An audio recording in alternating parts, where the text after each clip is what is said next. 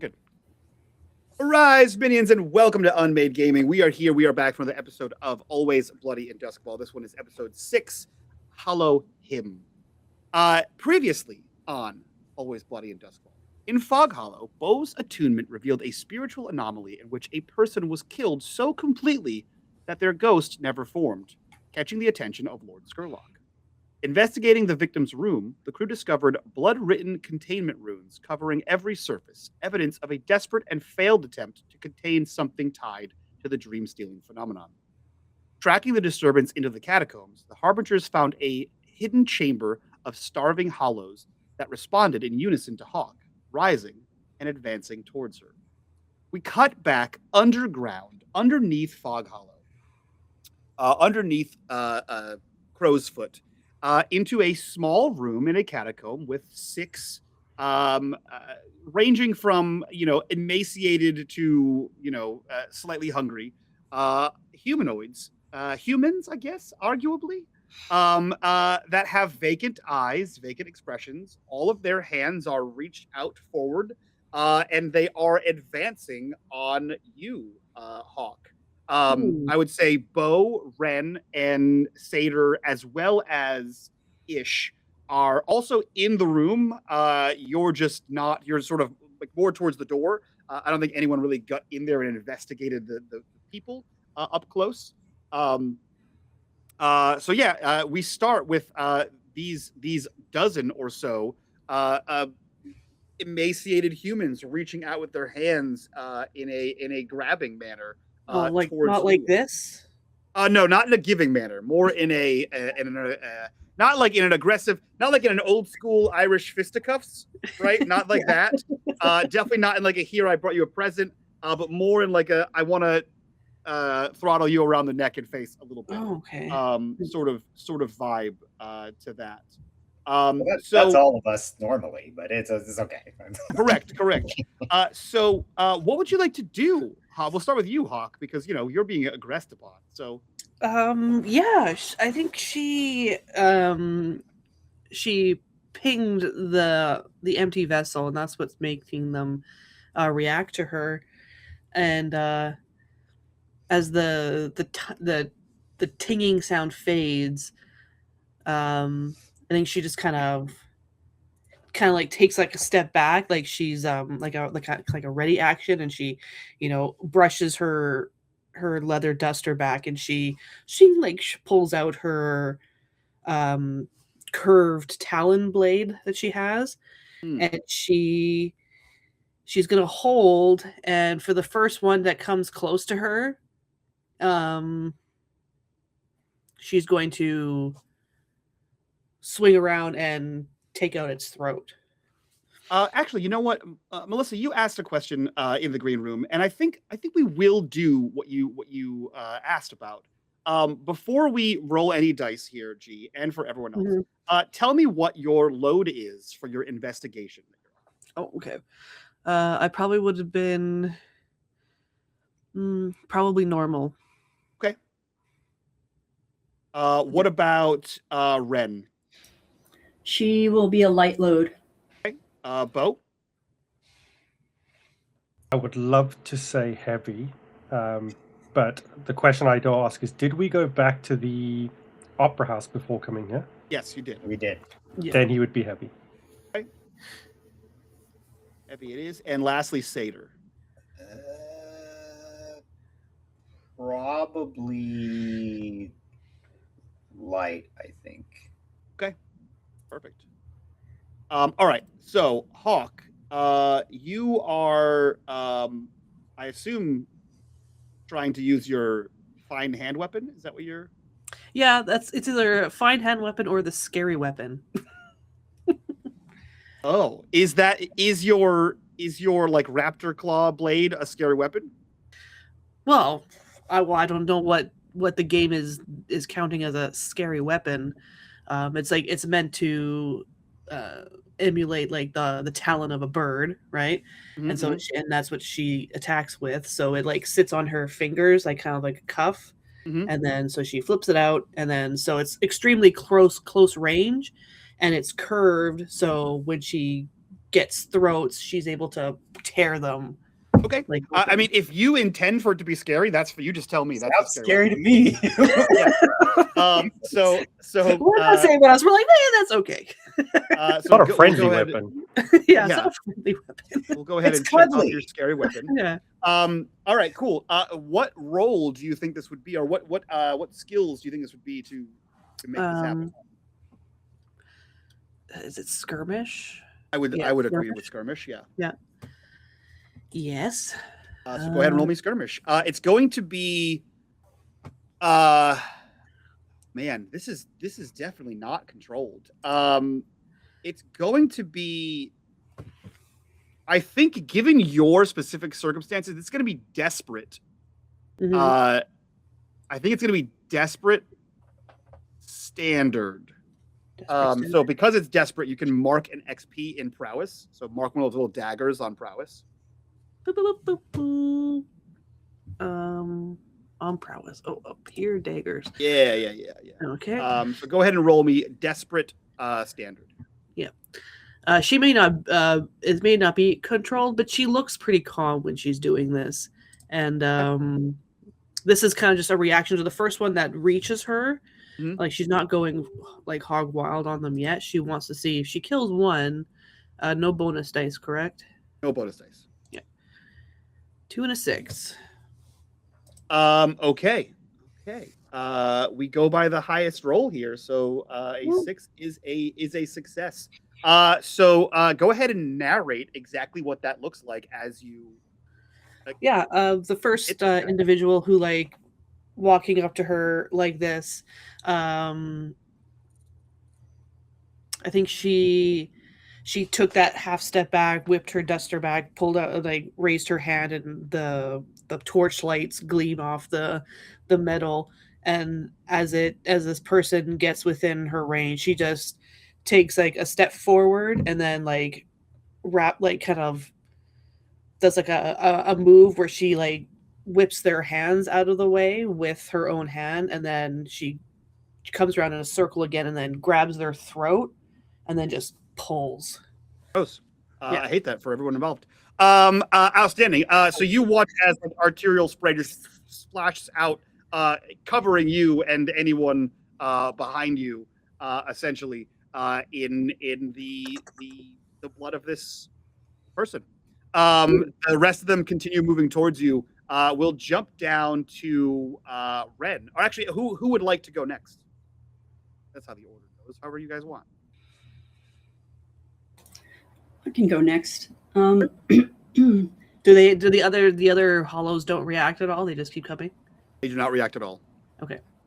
And they're continuing to move forward. Yes. Okay. Wren hugs the edges of rooms, and it was no different here. I think I wasn't here for the last episode, so I'm not exactly sure what the layout is, but I'm imagining that there's a doorway and then there's a room, and the doorway is somewhat in the middle of the wall. That's correct. And it's roughly like a bedroom, like bedroom size. It's probably like 10 by 12. It's not a large room by any means. Mhm. For there to be a dozen people in here already, and then the 5 of you on top of that. So it's a pretty 17 people in a bedroom is a lot of people. And it's dark in here, right? Because we're in the catacombs. It is dark. I don't think anyone has a source of light. Oh, we have torches. Thought we did. Brought torches. Okay. Okay. Yeah, then you brought torches. It's not super bright though. Yeah. Okay, so Spirit. Wren is going to fall to the floor in a crouch and then make a gesture with her hand, which is just her finger circling to Sorrow. And then the two of them will kind of split and hug the wall, with Sorrow disappearing into the wall, actually, going fully incorporeal. Okay. And then Wren hugging the other wall.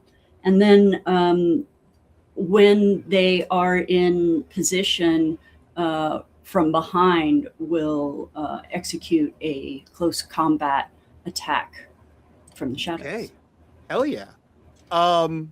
Outstanding. Let me see. What is so? I forget what we took. We took ghost form for Sorrow, right? As the Ghost Hunter. ability. Okay, Mhm. fantastic. So go ahead and what do you think this will be as a skill to roll this attack? Well, this is going to be a prowl. Okay, you can buy Prowl that. about unseen and transverse obstacles. ... Ambush with close violence, etc. I can buy that. I assume you're using a bladed weapon, or are you just using your fists? We're going to use a blade, so I'll mark that off. And then I don't know how to roll this, so I click prowl. So you're going to click prowl, and you're going to add a bonus of 1 for Sorrow. For Sorrow, okay. And this is going to be risky standard for you. Okay. So I don't. Are these supernatural? Because Sorrow does gain potency fighting supernatural. So I'll just add that. Oh, that's a very good question. I actually don't know. Hold on, let me double check. Because like they're not like natural, but like they're just human meat. So yeah, I think it could go either way. So yeah, that's why I leave it to the GM. I've never been asked that. So hold on a second, let me find out.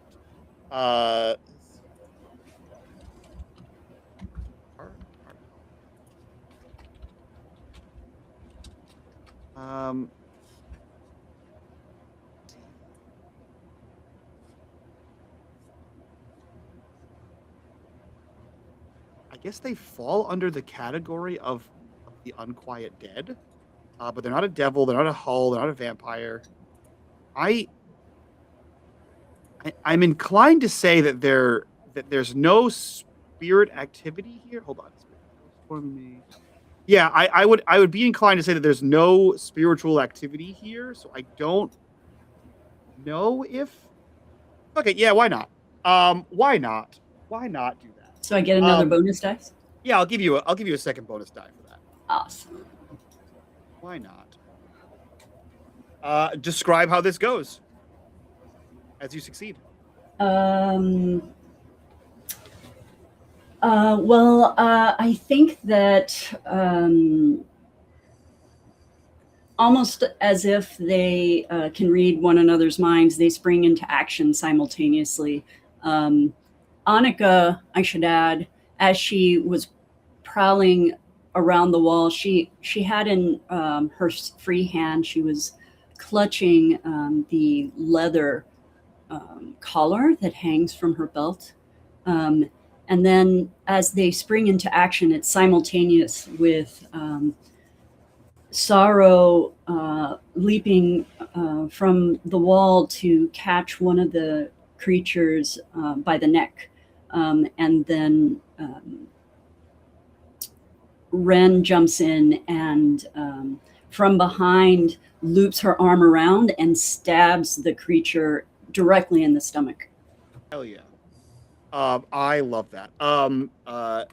You said you leap from behind and stab it in the stomach. Mm-hmm. Do you like drag it back with you, or like kind of ride it to the ground? How does it? Well, yeah, I think that the creature is now being pulled in two separate directions because Sorrow has them by the neck, and so yes, there's dragging on both sides. Okay, I love that. Yeah, I think there's like you guys pull and like it collapses to the ground. Who would like to go next? I can go. So Satyr will kind of survey, and he will kind of slink off to the side, using some of these mindless zombies as cover for trying to keep him out of sight from some of the other ones. And then he will so he kind of drifts off to one side. And then he essentially launches himself forward, kind of sliding across the ground. One of those on the those knee slides. And he as he's doing that, he draws two kind of long knives or long blades, not like sword size, but basically long knives. just from basically somewhere from behind him, right? Because he's not like it's obvious about it, but he pulls them, and as he slides across, he will slide behind whichever one of these husks or hollows is kind of closest to Hawke, and he will just basically slash across both the backs of both the knees. He's just going to hamstring. He's not necessarily trying to kill it, just trying to bring it down so it can't move anymore. Hell yeah. What action do you think this is? I'm trying to do it from stealth, so prowl. Okay. Go ahead and roll prowl. Okay, and then that would be what did we decide? Risky standard. Risky standard. Risky standard. And then does the equipment add anything? It does not. It allows you to do the task unless it says it's fine. Like a fine blade would give you a bonus. Yeah, no, I don't have one of those. So, all right. And describe how this goes. Yeah, he slides behind, and with both blades, he just draws them across the back of each knee, one blade across each knee, and the hollow just collapses forward and just kind of face down and can't get back up again. And he slides across, and as he does that, he turns. He looks at Hawke and says, "Perhaps if you went out the door and they can't see you anymore, they would stop because you are the one that got their attention." Where would the fun in that be? And then she will, as she moves to take out another one that is coming close to her. But all of this blood is so messy. The room. Yeah. I think she just grins at him. As that exchange is happening, Bo, what are you doing? I don't know, Mike. But what we're gonna do is Bo. Two choices. Screw it. He's gonna try and get into a position that is almost behind. I know Wren's come through from behind. I think Satyr's kind of attacked frontwise, and Hawke's also attacked relatively from the front or in the middle.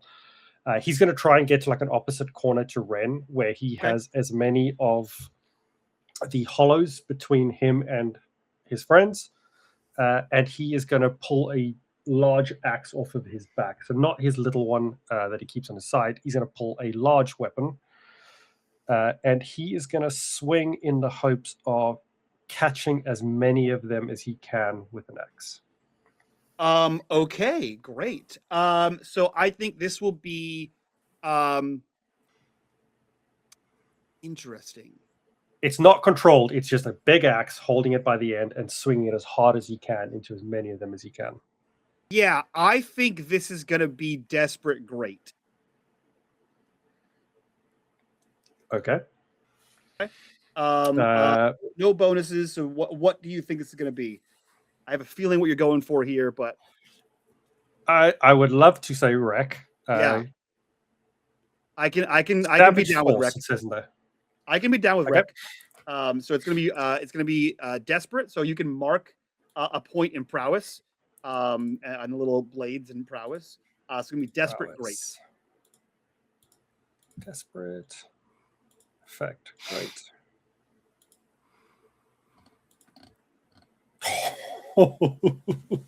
Oh no! Lucky dice. That's the worst outcome. That's the worst outcome you can have in the game.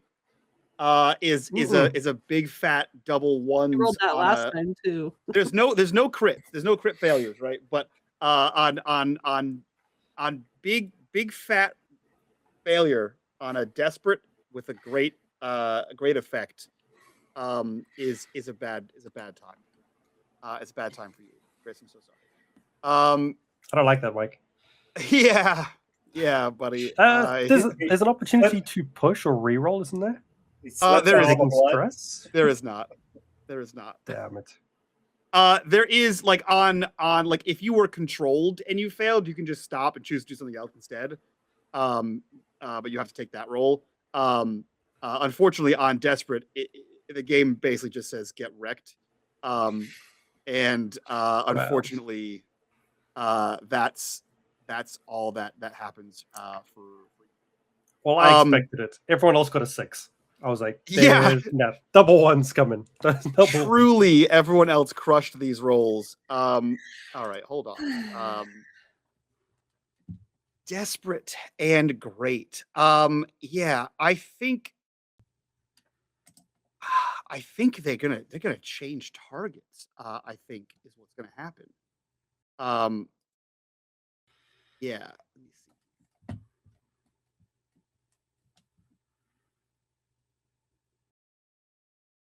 Yeah, I think they're gonna change targets. For sure, is what's gonna happen to you. Obviously, and it's gonna be a big problem. You're going to a desperate position. Your consequences are going to be severe. Yeah. I think what happens is I'm gonna check a few boxes here.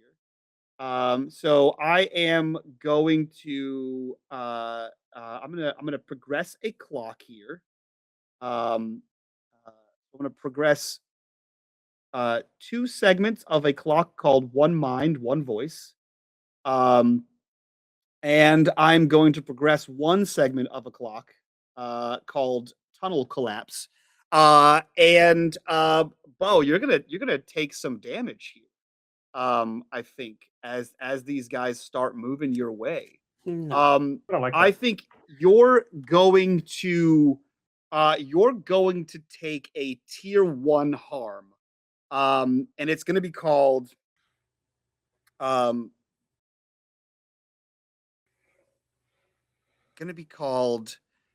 uh yeah, it's gonna be called like body blows. So tier 1 harm called body blows. You can mark that on there. And I'm progressing 2 clocks here, one called tunnel collapse, and one called One Mind, One Voice. And I think what we see is Bo, you sort of slink around in the heat of this combat, right? And you unearth this like massive like battle axe, and you take this like baseball or cricket style wind up, and you slam into these things. And I think what ends up happening is like you catch a couple of them and you sort of like hit a couple of them, they drag them, and it smashes into the wall, and like debris and a little bit of rocks fall from this area, right? Except now what you've done is sort of pinned these 3 of them close to you, and they start pulling themselves along the handle of your axe. And now 3 of them are sort of pressed to you. And you watch as the eyes of the rest of them shift from Hawke over to you, Bo, and they begin to move. They all like in unison begin to turn towards you, and they begin to like pull themselves towards you with their hands grasping out as they begin to like press into you and grab and like rip at your body, causing you some harm there. Outstanding. This is happening. Who would like to jump in next? I guess I'll go since they've taken their attention off of her. Did we determine that these are supernatural? No, they're not supernatural. Oh, I'm so sorry. Let me rewind real quick. Because we've never had to deal with this. This is our first time, and I forget. Chris, for Bo, you have a couple of options here. You're taking a tier 1 harm. You could activate armor on your load, and that would negate this tier 1 harm. Or you could try to resist, and you would roll dice, and you would resist a certain number of damage for a cost of stress. Would you like to do that? I'm happy to take the armor, if that's right. Okay, yeah. So what you're gonna do is you're gonna check off both of the armor pips, and that is you've used 4 of your 6 items, and then you can remove that that level 1 harm. So all that still happens. You're just whatever like body armor you have on prevents you from actually taking damage. All right, outstanding. Back to you, G. As you were saying, Hawke sees this. Yeah.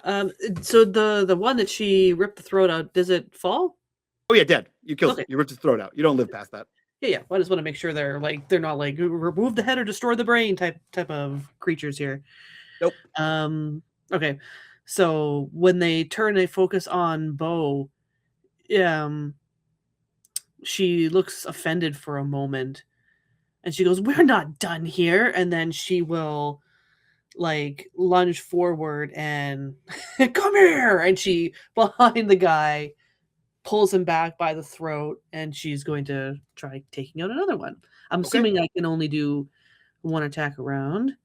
Yes. And sorry, they are not supernatural, so I can't use my ghost fighter ability. Correct. Okay. So I'm going to skirmish again. No, wait. I did say Melissa. I gave you the bonus. Yeah. Yes. They are. Okay. So so I can use my ghost fighter ability. May gain potency in combat versus the yes. Okay, so then what that would do is that makes you from risky standard to risky great. Oh, okay, cool. Is that what potency does? More or less. It will either change risky or it'll either change the position or the effect. Okay. In melee combat, like for Chris, if he makes a bomb that has a higher potency, it makes change the blast radius or do a number of other things. But in melee combat, it's kind of okay. So whiskey. Every time you say risky, I hear whiskey. So whiskey great all the time. Whiskey great. Whiskey great.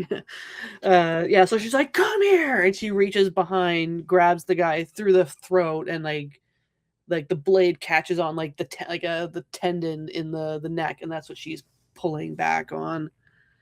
Bonus dice 9. Oh, hell yeah.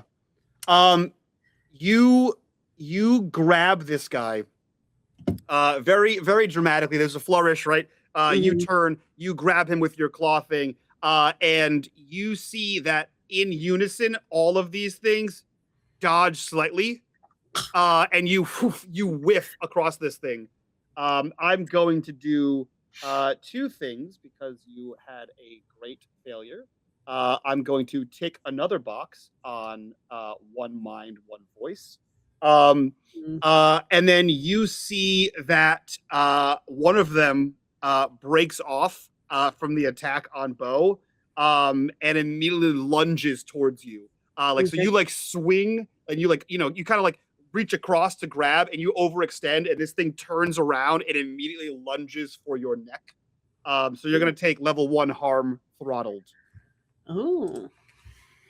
And again, before you actually take that, just as a reminder, if you would like to check off your armor, it does cost 2 of your load. You can negate that harm, and that's the one time that you've used that. It's gone. You don't get more harm. Or you can roll a resist roll. If I resist it and I fail, does that do anything worse for me? It doesn't do anything worse. Let me so to resist a roll, what you're gonna do is you're gonna pick one of yours. Actually, you get to pick, or is it always your lowest one? Resistance rolls always succeed, but you diminish or you always diminish or deflect a bad result. But the better your roll, the less stress you take. So the shittier your roll, the more stress you take. Okay, I'll try resisting just to see what happens. Okay. So do I have to roll? You will have to roll, but it's a weird roll. So give me 1 second. I believe you're just going to click on. There's so much stuff on this character sheet. On insight, prowess, or resolve. I just have to verify. I have to verify whether it is your lowest one. Sure. Do I get another pip because I rolled a risky? Nope. Prowess? No. Okay. Nope. You only get them on desperate. Oh, desperate. Okay. Yeah. Cool. We can roll using. Oh, I choose the attribute. Haha, suck it. I think. This is to dodge, right? I think prowess is your resist, right? So go ahead and just click prowess. Yeah. Bonus dice. No bonus 0. dice. 4 to 6. Outstanding. So basically, you suffer 6 stress minus the. No. Wait, listen. Okay. You suffer 6 stress minus the highest die result from the roll. Oh, so none. So you suffer none. So you dodge that, you negate that damage, and you actually suffer no stress. Sweet. And I'm no longer throttled. You are no longer throttled. Yeah, you can check that. Okay. You can remove that. So you see that you are actually describe. You succeeded. So describe to me this thing. You overextend. This thing lunges for your throat. Describe how you are able to get out of its claws. Yeah. I think she lunges. She swipes. Come here, and he dodges, and she's like, like grunts, and then a one comes from the side. Not the one that she was trying to get, and kind of bowls into her, but she just drops her shoulder and it rolls off of her and it falls. Hell And yeah. she just kind of in a crouch, like just kind of spins around and stands back up. Oh yeah. Outstanding. Who would like to go next? You see all this scuffle happening. Bo is currently like being assaulted by several of these things. A couple of them are on Hawke. Who would like to go next? Wren will go next. Hell yeah. She will see what's happening with Bo. I think as the hollow falls, she drops down again into a crouch, and she drags her fingers, through the blood, and she marks a tick on her forehead. And then she moves forward to Bo, and coming up behind on one of the creatures, she swipes with her legs to knock it over.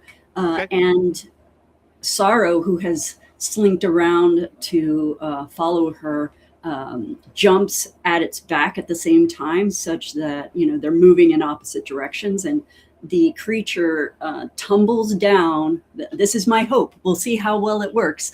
Yeah. And she will stab upwards as it falls, and hopefully we're going to get the eyeball with this. I hope so too. What action do you think this is? Oh, I mean, this is prowl. We're prowling because we can do things from prowl, or we can do things from a long distance. That's what we can do. I am remiss to say prowl.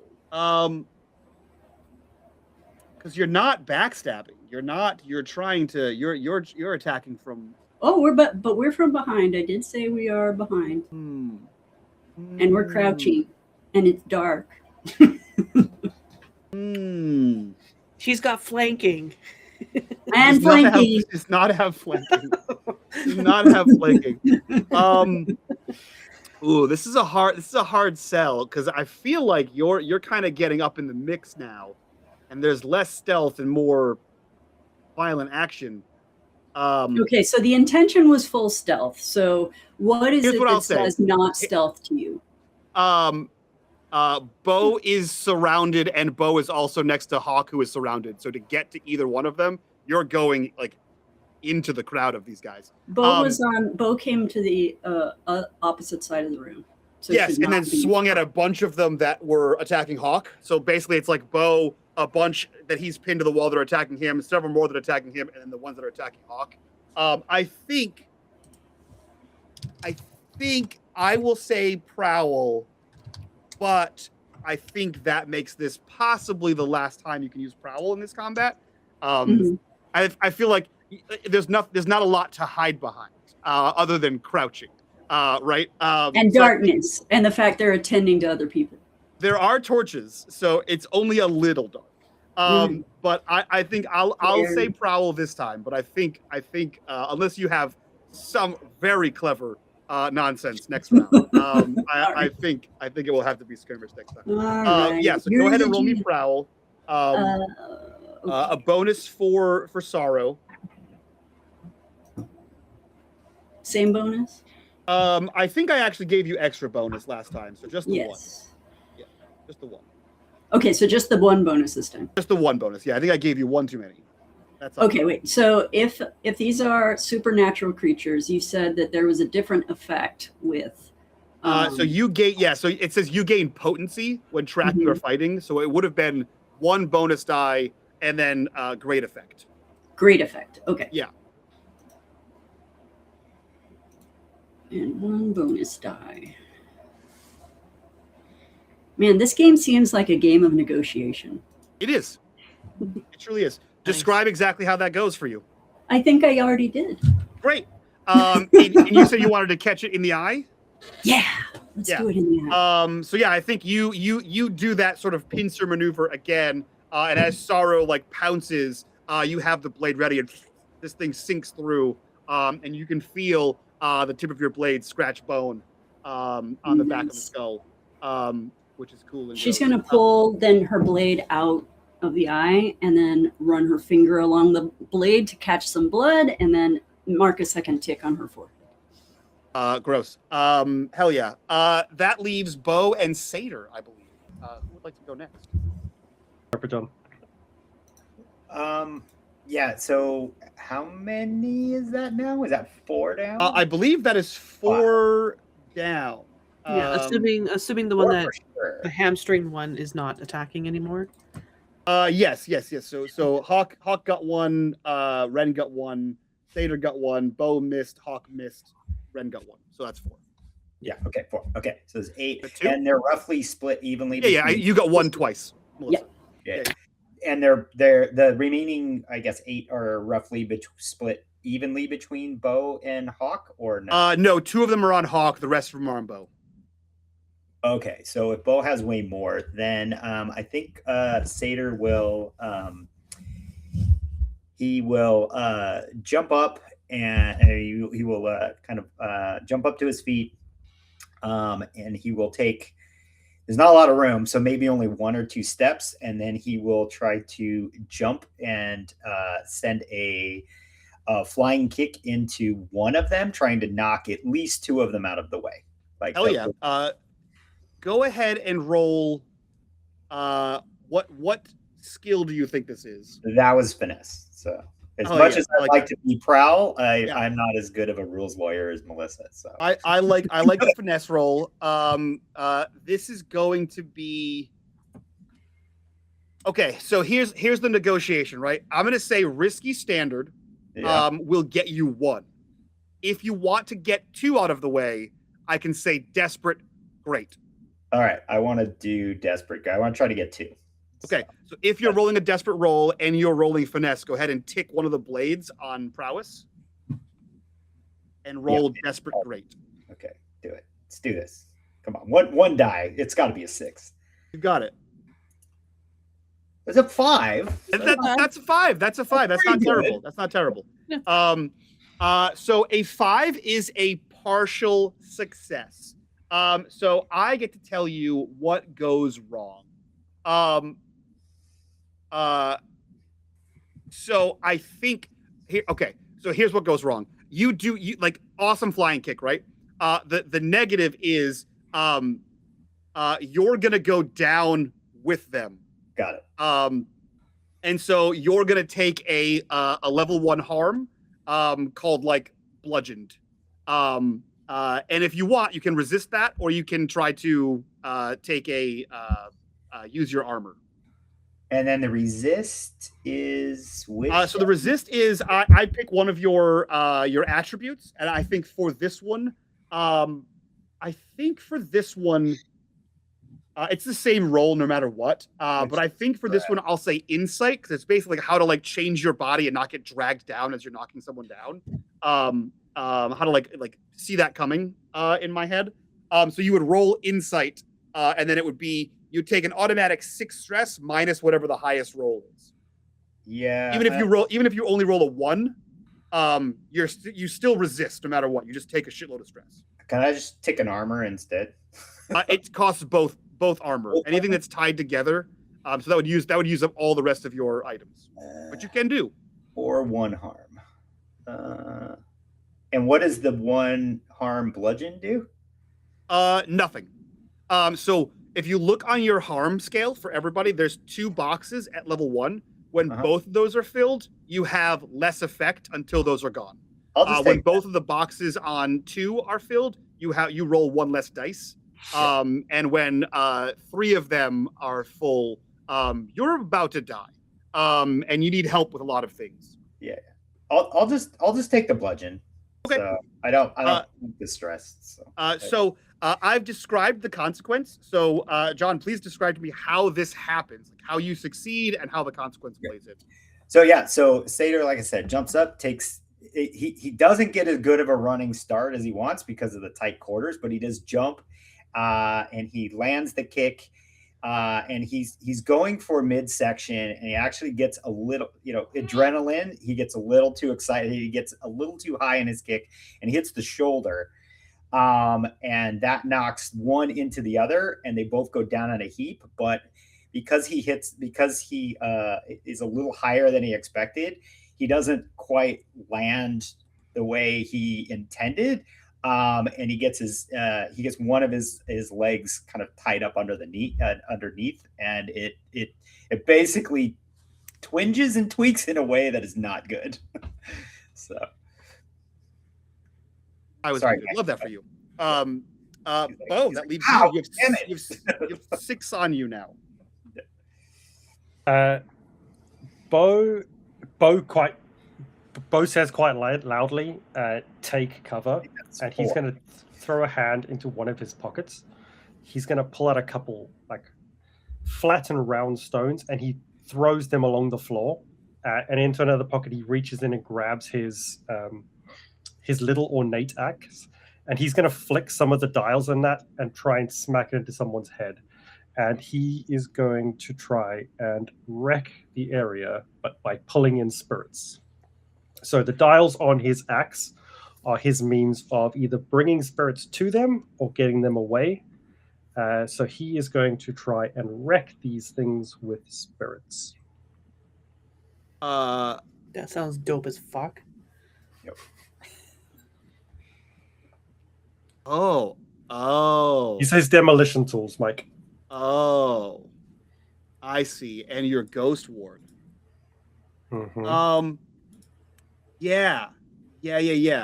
Demolition tools is actually ironically not. You don't have to check that off. Really?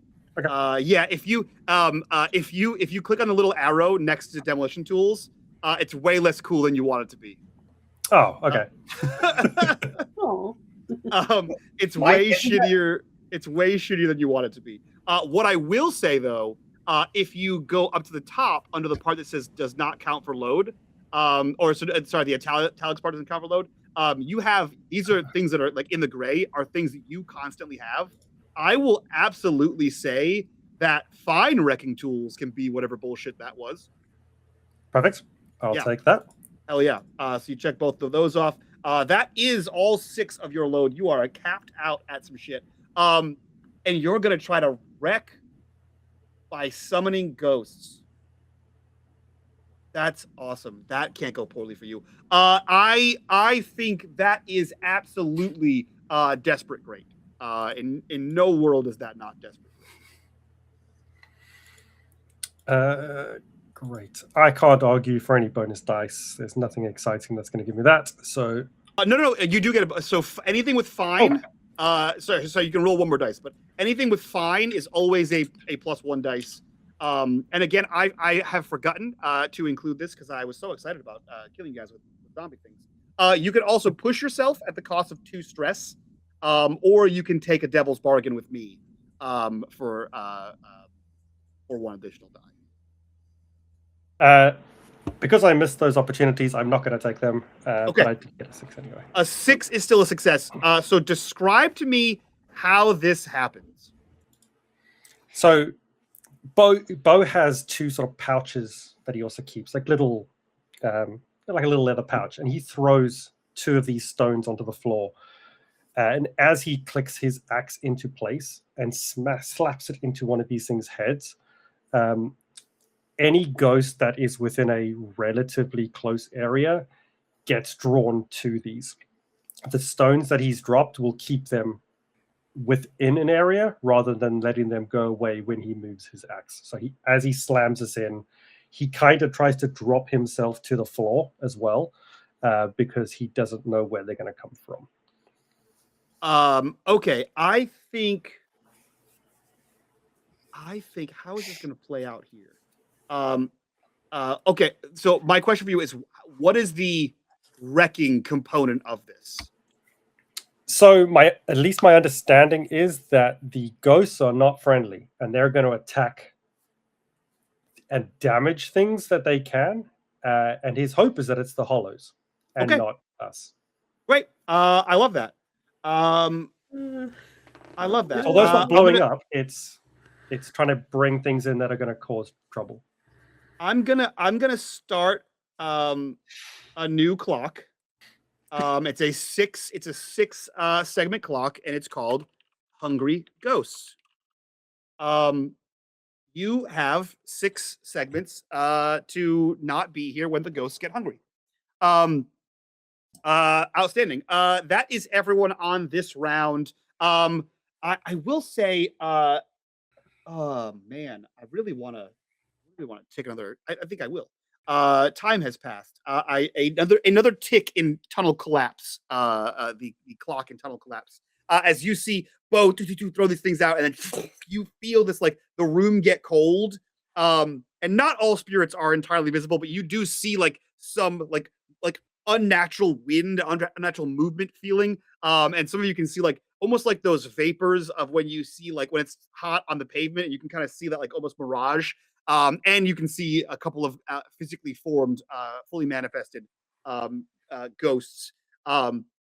You see an echo who's just sort of like glitching, sort of like living its life as it glitches back to where it is. You see that stop and like turn towards the hollows.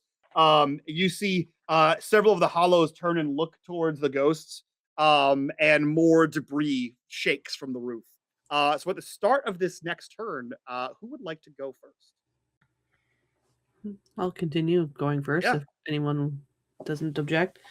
I really like the visual of like it gets really cold in here, so she like spins around in her move, her breath like comes out in vapor, and she's gonna try again. She's like, "I said, come here," and she's gonna reach again for this guy from behind. Okay. How are you doing it different than last time? Okay, well she dropped her shoulder, rolled with the guy, got up. Yeah,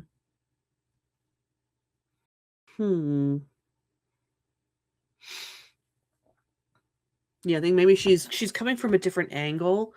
And then she, instead of just re-grabbing him around the neck, I think she's gonna attempt to like grab him by the top of the head and like pull him back, and then like kind of like drive him into the ground and then take him out that way. Okay. If that What counts as what you mean. what action do you think this is going to be? I feel like it's not skirmish. Well, it's still in close combat, and I'm assaulting or holding a position, a brawl, wrestle. I'm technically wrestling him to the ground. Okay. Okay. And I'm pretty much in closest combat as I can possibly be. All right. I'll buy it. I'll buy it because I don't think it's wreck, and I don't think it's finesse either, to be perfectly honest. All right. Roll skirmish. With a great so risky great. Whiskey great. How do I get desperate? You have to make some sort of deal. What do you mean, make a deal? So like if you're rolling risky standard, you can trade position for effect. So like risky standard, I could say like I do with John. You can go desperate great if you want that. Desperate is usually like so position is the position you're in, right? Yeah. You only have 2 guys on you. So that's not. It's like more dangerous than 1 guy on you, right? But it's not 12 guys on you, which is what you first rolled, right? Or when you're trying to do some crazy bullshit like explode the room you're already in. Also on that, Chris, mark a dagger in prowess. I did, for that desperate. So it's really like how good or bad the position you're in is determines where that is. And then effect is how good or bad the effect of your result will be. So like if you were trying to like get several guys, you may want to trade standard effect for great effect, which would then drop your position down to risky. But because you have higher potency, because of your supernatural ability to fight supernatural shit, you already have great. So you really can't force yourself into desperate unless you're doing some crazy dumb shit. Yeah, like I'm pretty much trying to metagame here. Is like, how do I level up this prowess? I have to be desperate in order to add the blade pip here. So that's a different question. So if you that is kind of what I'm looking to do. So if you where are we? Hold on. No, it's actually not on here. Do I have a book for it? Do I have a little thing for it? No. So in downtime actions, when you're in downtime, one of the actions is train. And you literally pick one of your abilities and you train and you mark a dagger in there. So you spend a downtime action to mark a dagger there. Okay. And I believe, let me double check your as cultists, you have one of your crew abilities is you are trained in resolve. So when you pick training as your downtime action, if it is resolve, you mark 2 daggers instead of 1. Everyone else, you mark 1 dagger. Very nice.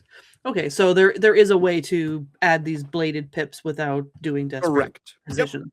Yep. Okay. Okay, so whiskey great, you said. Whiskey great, yeah, for sure.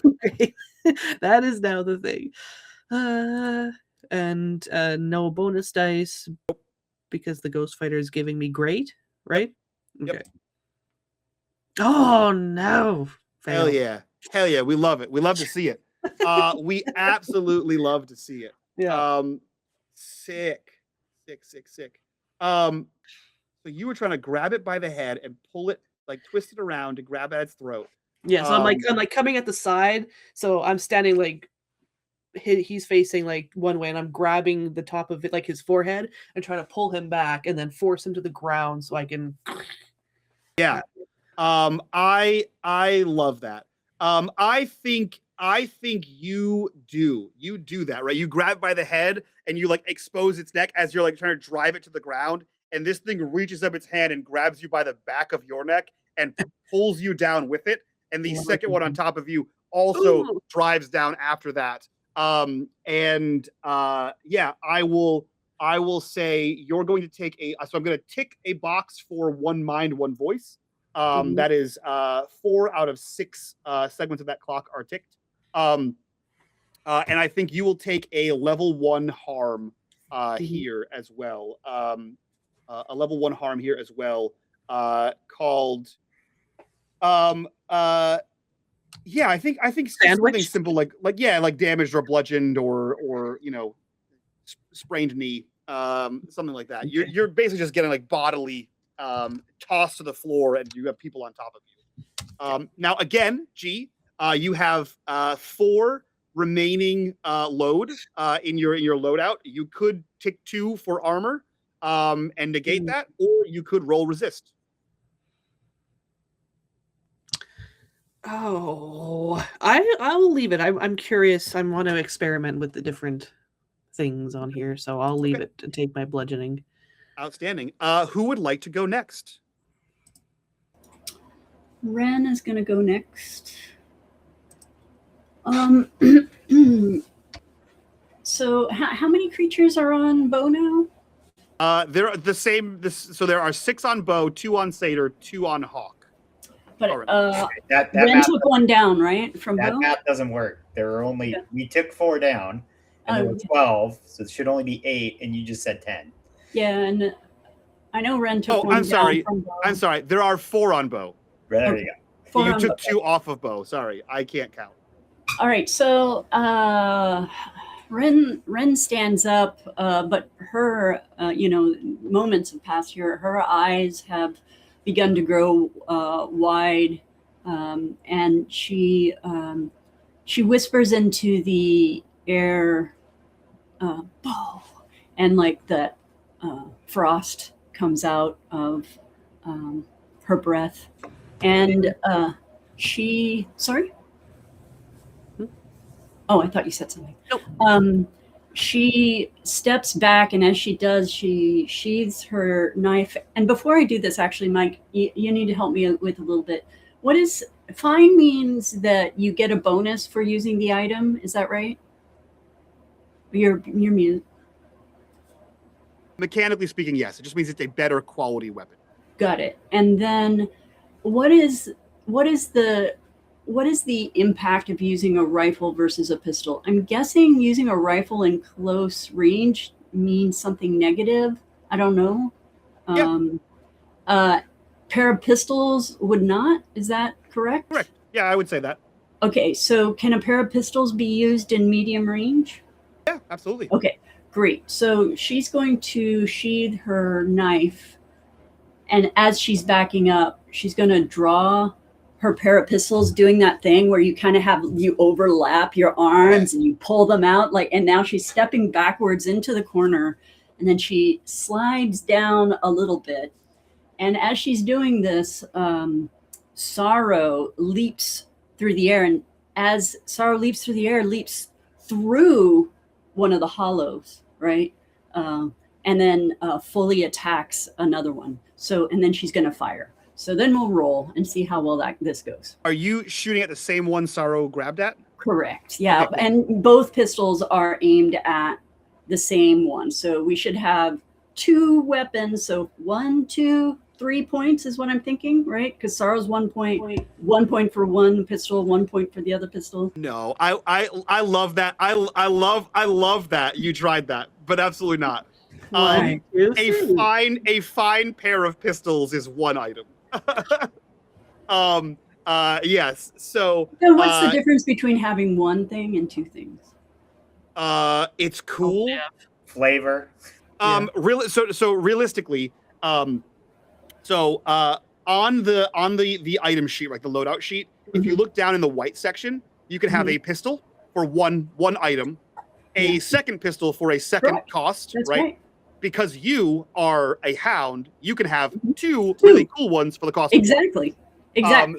So you don't have to spend 2 load, that's the bonus in itself, and they're fine, which gives you a bonus die. So you don't get 2 bonus die. But then you have 2 regular pistols. Doesn't give you shit.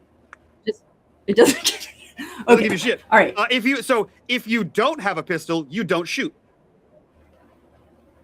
Yeah, but what's the difference between paying for 1 and paying for 2? I can take away your items. That can be the consequence of your thing. Your item could explode. You could drop your item. Oh, okay, great. So you get another pistol.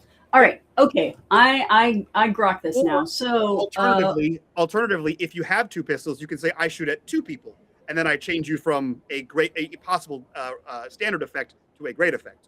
You can't hit 2 people if you only have 1 gun. Okay, sweet. Okay, so this is happening. Ow. Ooh, ow. Hang on. And now I can't hear. Okay, wait. Oh, man. All right, got it. All right, so are you going to give me hunt? Because we're firing from a distance. Oh, fuck off. Yeah, absolutely. Absolutely, I'll give you hunt. So hunt with the bonus die for Sorrow and a bonus die for the fine pair.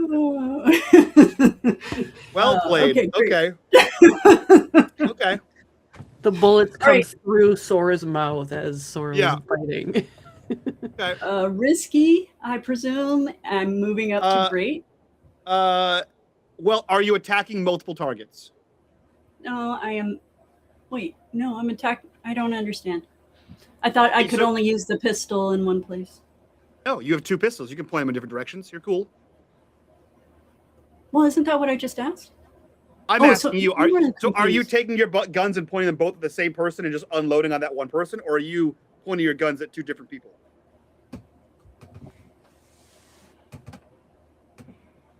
All right, so that was what I presumed, that 2 weapons would have 2. That's entirely I'm honestly up to you. not sure. I don't understand how the mechanics work. That's okay. That's entirely up to you. If you want to shoot at more people, then it would be great. No, but the my ghost hound has. Sorry, I'm gonna undo this. My ghost hound has potency, so that was moving it up to great. It can't go any higher than great. So we can say you're shooting at multiple people, and it's the same role. Okay.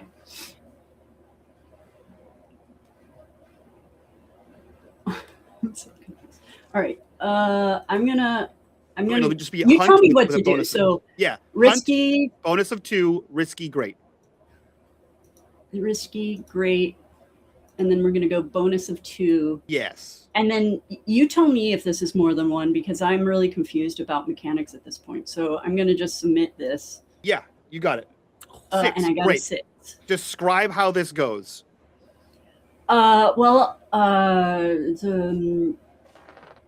So I described how we got into this situation. So Sorrow clamps onto the shoulder of the hollow and wrenches it around.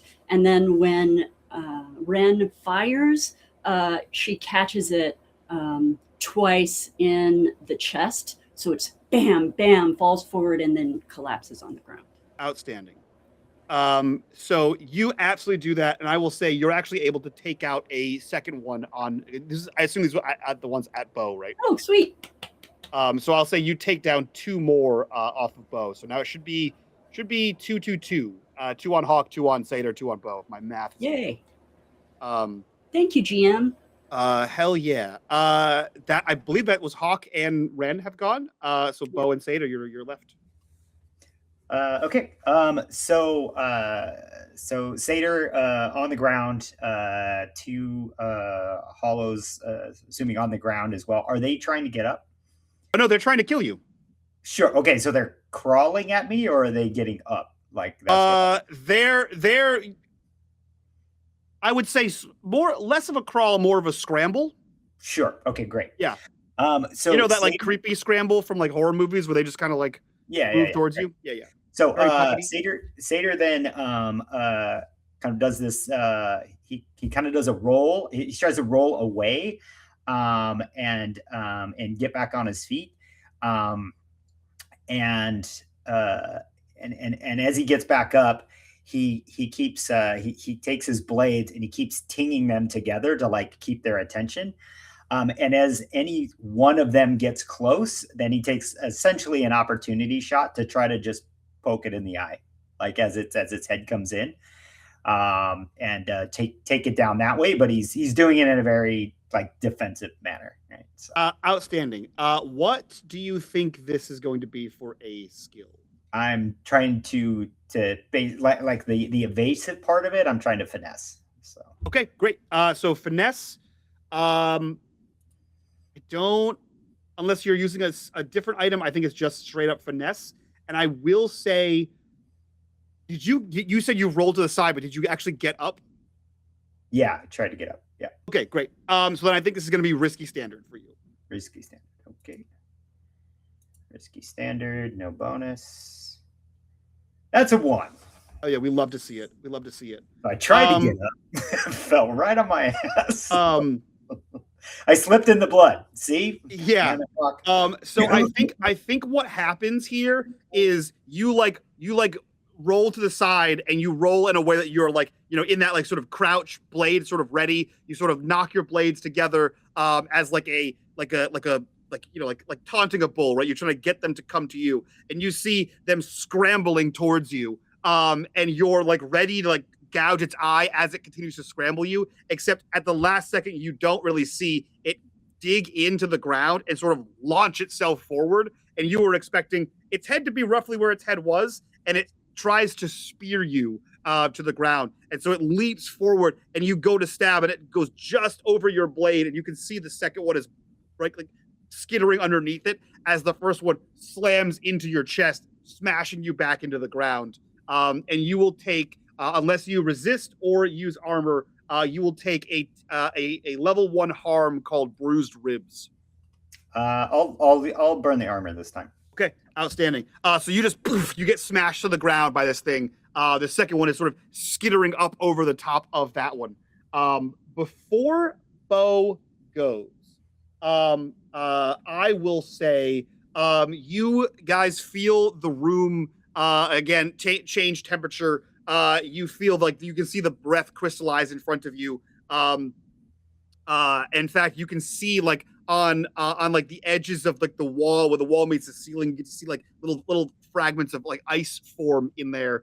And you watch as any of the ghosts who had not materialized begin to materialize, and you see several of them start grabbing at these hollows, and you see, I would say, arguably a scene that none of you have ever seen. The ghosts begin to like tear at these hollows. You see one of them take their entire hand and begin to shove it into the mouth of the hollow and sort of try to stretch it open, as some of these ghosts are trying to force their way into these bodies. So you see basically all of the hollows that are around here begin to like back off or be drug off of the whoever they're attacking, as ghosts are trying to force their way into their body in whatever way is possible. So at least for the next round, everyone will be in a controlled status, or you could get the fuck out of there, whichever one you want. But that takes us to Bo's turn to close out this round of combat. Bo, what would you like to do? I love that, Mike. I was going to actually ask similar along those lines. So that's perfect. As the room gets colder and Bo notices that, he looks to the others as the two are pulled like slightly off of him, and he says, "It's time to go. You need to get up and get out." And he's going to pull his axe, if it's stuck in the wall at all. Yeah. Push these hollows off, and he's going to reach down to try and grab Satyr and Hawke's hands to pull them up. You can absolutely do that. No action needed. I think, as I said, you're in a controlled space right now, so like there's not like a danger to you in this moment. So you wrench the axe out. You sort of shove these things further away from you as you watch the ghosts like tearing at them. Fingers sort of like moving through the skin of the ghosts, moving through like the flesh layer of these humans. And you sort of holster that, grab at Hawke and Satyr. What are the rest of you doing as Bo says this? The last thing he does is, as he gets them up, he reaches to the hollow that he had stuck his axe into its head, and he pulls it out, his little ornate one. Yeah. And he starts to flick the dials to stop it being the attraction that it has, and he's going to make his way towards the door with whatever everyone else wants to do. Oh yeah. What is everyone else doing in this moment? I think before Bo grabs her, I think he has to like grab by like the back of her jacket and pull her up, because she's like literally like on the ground, like on top of this thing. And then, but right before he grabs her, like I think she sees a hand come through, like a spectral hand come through the hollow's face, like, and like as it's attacking it, and she's like, she kind of leans back, and the fingers are like almost like caressing her face, and then she gets yanked back. And I think this is a stupid question. Our lanterns are actual fire? Yeah. Okay. Depending on what Satyr does, I think as she gets dragged out, she's going to throw her lantern, and she's going to attempt to basically like light the room on fire and kill these things. Okay. Yeah, so you look sort of over the thing. Go ahead and roll me. I think this is going to be for sure wreck. But can I hold my action until Satyr can decide what he wants to do? Yes, you can. Sure. Satyr's not gonna. I mean, Hawke can totally do that. So all Satyr's gonna do is gonna essentially let Bo drag him out, and all he's gonna do is look at Hawke and say, "Are you finally done having your fun?" I think she grins at him, and then she just says, "They are found wanting." And then that's when she pulls up her lantern, and it's clear to like Wren and everyone that she's intending to throw it at the hollows. Okay. What is Wren doing in this moment, right before the lantern goes? Wren's on the other side of the room. She as she makes her exit, she will fire. She'll be walking backwards and firing at a target, yeah, that's what she's going to do.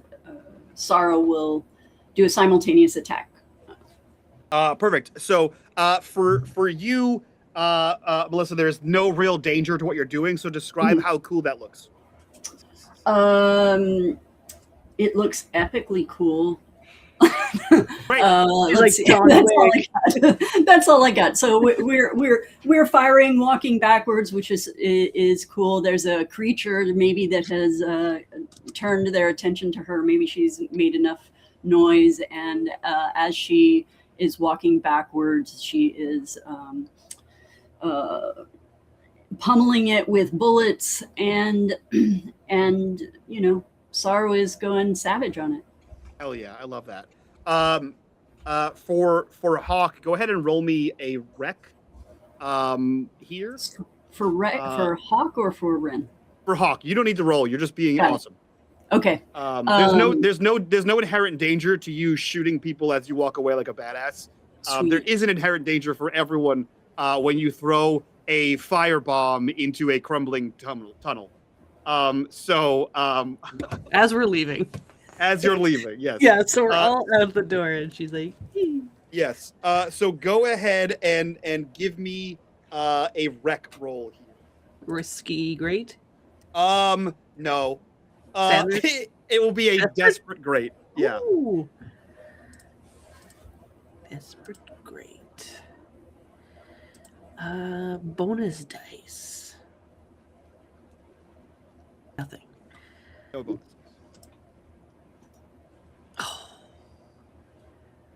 Love to see it. Well, 3 is neutral. Unfortunately, you have 0 pips in there, and so you roll 2. You take the lower. Oh shit. Also, 1 to 3. Either way, G. 1 to 3 is a failure. 4 to 5 is a success with consequences. 6 is a success. I thought a 3 was just like bloop, and nothing happens, and just bloop. No. There's Okay. no nothing happens. There's no nothing. No, happens. the lantern just goes clunk, clunk, clunk, clunk, and doesn't do Yeah. anything. Which Yeah, would that's be what you'd funny hope in its for. own right. But It just goes ding. It sputters, and you're like, oh. Yeah. It was empty the whole time. Yeah, I think what happens here is I'm gonna say with the combination of fuckery in here, with Bo's weird traps, with the hollows, with the spirits, the atmosphere in this room in the catacomb is not acting as it should, and you sort of like we see like John Wick leave the room, dog at her side shooting hollows and ghosts willy-nilly. We see Bo sort of grabbing Satyr, dragging him out, lifting Hawke off the ground, and then Hawke, you grab the lantern, which I assume was probably like on the ground because you're all fighting with melee and guns, and you just sort of like whoof, huck this thing into the room, and it hits the ceiling and it just explodes, and you see like a rain of hot fire just come down as all of the oil in the canister sort of ignites, and then you see the oil splatters the ceiling, and you see more like rocks and debris start to fall, and then you can hear that grinding stone on stone, and all at once the room you were in collapses, and I will say, Hawke, as the last one out, there's that gust of air, and then debris sort of falls out. Like I think everyone had like just gotten out of the blast zone, and you get sort of blown back with the collapse, the pressure release of this thing, and you are peppered with rocks and debris as you are sort of rocked backwards, and you are going to take a level 1 harm, battered, or shrapnel. Level 1 harm shrapnel. She gets knocked forward because you never look back when you're doing an explosion. Yes. So she gets knocked forward and she like hits the wall or something like that. Yeah, Sure. I love that. So yeah, you have a tier 1. Actually, well, before you take the tier 1, do you want to try to resist or use your armor? I'll use my armor. Okay. Because I don't think I'm out of stress or out of what do you call it? No, in fact, Danger after yet. armor, you still have 1 left. Yeah, So yeah, you throw this thing, you get smashed with like rocks and stuff, but you're able to withstand the damage it would have taken on your body. And the group of you are in the catacombs. That was fucked. What are you guys doing next? Mike, it's super important. Did Wren believe she killed another creature on her way out? Yes, at least 1, if not more. Okay, so then she reaches down and runs her hand along Sorrow's muzzle, which is corporeal again. More blood. She marks 3 more marks on her forehead. Yeah. Yeah. Hell yeah. That's awesome. I love that. After this excursion into the catacombs, here's what I'll say. We can cut to somewhere else. Where would we cut to? We want to cut right back to the headquarters? If we can get back there, all fine and dandy. Yeah. We just turn yeah. around and just walk away. It's like, okay, thanks. Yeah, I mean, when Well, I mean, unfortunately, you or not, your first crime went so successful, but most of them involve violence and bloodshed, and everyone going, ah, shit, and then trying to walk away either as quickly or as casually as possible. That just didn't happen for you guys because it went so well. yeah, Well, I will say- Satyr just turns to the group and just says, "Well, someone's going to be very pissed that we wrecked their hollow collection." That is true. I will say no one was looking for you down here. No one really was tracking that you were down here. So you're not really on the run from anything. There's no real danger to you other than like people trying to figure out what that collapse was. So yeah, I think ostensibly you guys can get back home to 6 Towers if you guys want to smash cut to the headquarters. Yeah, I think maybe I'm assuming Wren like kind of fucks off and does her own way back. That's kind of her Yep. MO, right? Absolutely. So I figured like we might not just walk down the middle of the street right back to the front door. Yeah. We might be a little stealthy, or I can't remember. The word is escaping me. Either way, if there's nothing you want to do between right this moment and the moment you guys get back to the headquarters, we can just fast forward to the headquarters like it's a comic book panel. Yeah. Perfect. I'm not hearing anything the contrary. No. Outstanding. You guys, I will say there were, by the end of that, there were 5 clocks in play in that. One of them didn't even get started because Bo didn't do the thing I thought he was going to do. And the rest of them, one was like for killing all the hollows. One was for the tower collapsing. One was the one voice, one mind thing, and one was the hungry ghosts. And those were all almost full. Which is And what does that mean that there were clocks? If they had gotten full, what would have happened? So clocks in this game is how we track things, right? So if we look on the Right. Harbinger's character sheet, you have mapping the 6 towers and you do clocks. So one of the things that I can do as a GM, let's say like you're fighting in the street, right? I can have a clock for the police arrive, right? The bluecoats arrive. And the longer you are fighting in the street, I can tick off a clock. And sort of that tells you, hey, we're getting our fight is getting more and more loud and violent, and people are noticing, right? So we had a tick for the tunnel collapses, right, which started empty, and then Bo smashed the wall, and that was the first one that like clicked ticked one of those segments, and then Bo blew up the room, that ticked some segments, and then G failed to rolled a failure on firebombing the room, that ticked the rest of the segments. So I can tick segments based on the results of your fail. I think like a great failure is like 3 or 4, and then a standard failure is like 2, and a I forget what the last one is. Standard, great, something else. Whatever that last one is, I think it's 1 tick. So there's a number of ticks I can put on segments to make things happen. Or when you guys do certain things, something happens. A tick could be like you're at a party and you're trying to like assimilate into the group. So every success you get might be a tick to be like, oh, no one notices that you're here kind of thing. So clocks really are like countdowns or success trackers for the most part. Yep. Yeah. Cool. So we smash cut from the like we see that very like Ocean's 11 where like everyone sort of goes off in their own direction, right? And then one by one we arrive back at the opera house. I assume into the war room, as it were, and we see this like giant. I believe it was a door. Is like there, and we see the map that Wren has made with all the pieces. Because I believe we had indicated Wren's pieces were on there from your various moves last session. So we see the map drawn out here. We see Wren's pieces on the board, and we see all of you, Wren, Hawke, Bo, Satyr, and Ish, are reconvened in the map room. And I turn the scene over to you guys. What's happening in the map room? Before going to the map room, I imagine Wren went super fast, flying across the roofs, and she gets there sooner than the rest.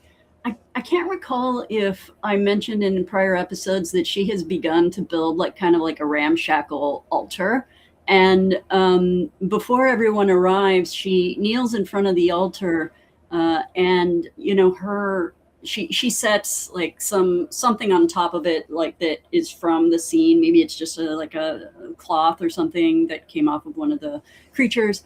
And she, once she has kneeled, her hands are covered in blood at this point from like running them through the blood and doing the thing. She pulls out beads from her pocket, and she will rub it with the blood on her hands and then braid it into her hair. As you recall, she has like lots of tiny little braids with beads throughout. Yeah.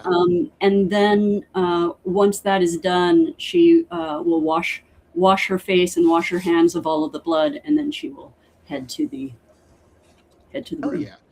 My question for you, Melissa, is this altar something that like Wren prays at for guidance, or like consults for guidance, or is this like part like trophy, part like just like a ceremonial like altar of acknowledgement? This is a ritual. She has long-term goals of atonement, and while she doesn't necessarily think that she'll ever get there, she wants to acknowledge the sin on her soul from killing these creatures. With her, her goal is to take this sin, right? And so I guess it's like maybe it's actually acknowledgement of her damnation, not so much hope for redemption, but acknowledgement of damnation. Interesting. I see Wren is kind of like a sin eater almost. Yes, a sin eater. Cool. I dig that. Okay, so you absolutely do that, and then we cut to everyone being inside the war room. What is going on in the war room of the Harbingers?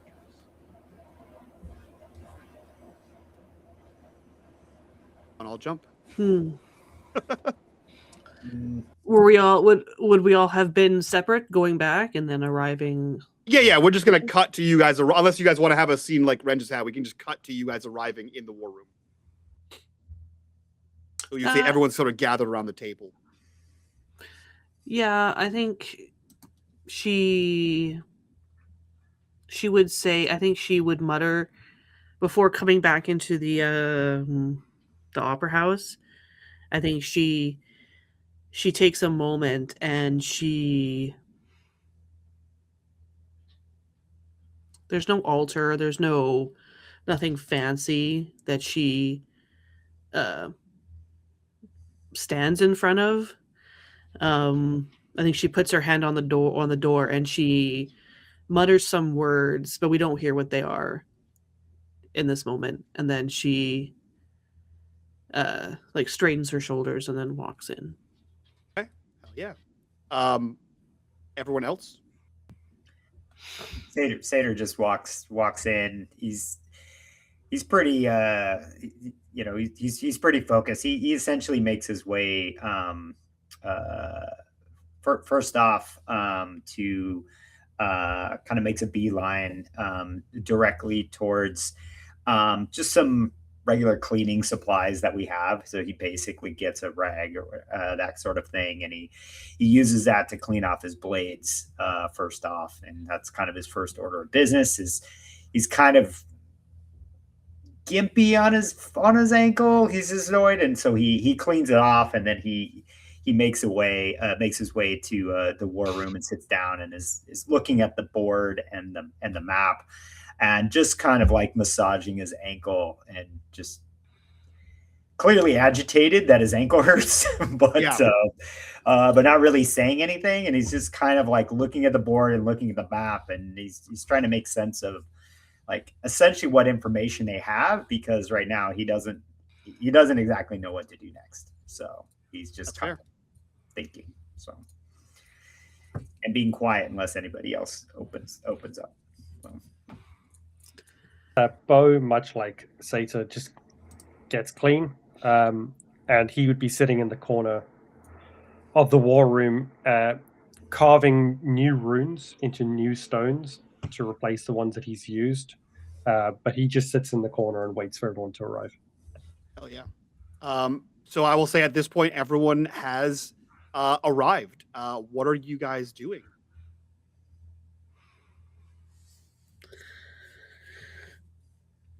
I think Hawke has removed her mask and tucked it away, and she looking at having some bludgeoning wounds on her face and stuff. I think she just says, "Well, that was fun," and she takes a seat. Did we learn anything about what we should do next? We were considering watching these hollows and seeing whoever the hollows master comes. Perhaps we can still do that, but we certainly can't follow them if they are called somewhere or anything. So that part of the plan is gone. Yes. I did attempt to ask the empty vessel for guidance, and as you can see, things did not go the way I planned. She grins. Perhaps the call of the empty vessel was a little too loud for the hollows. Well, yeah, that's possible. But I don't think they weren't, like I said before, they were found wanting.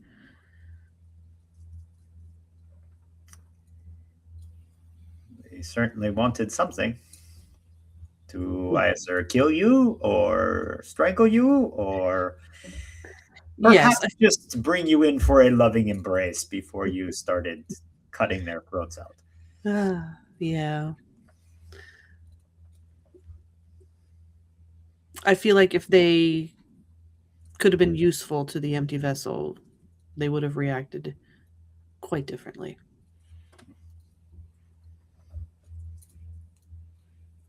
Perhaps. Mike, is there like an opportunity to like roll insight or something to see if we can like pull these clues together to figure out what next steps might be? Because we know a lot, I just don't know how to put it together in a way to figure out what to do. No. Actually, there isn't. And sometimes that is exactly how you should feel, because you have information and you don't know how to put it together. But what you also have are other people. So you could talk to NPCs that you have. You could try to gather information. You could just sit on this information for now and try to find a job to do, like a score. There is no like D&D style like, do I understand things? You can like I said, you can talk to other people as if they understand. Attikin might know some more. I believe you guys have a contact. You guys don't have a patron. You have We have minions. We're friends with the Dimmers. Yeah, you're friends with the Dimmers.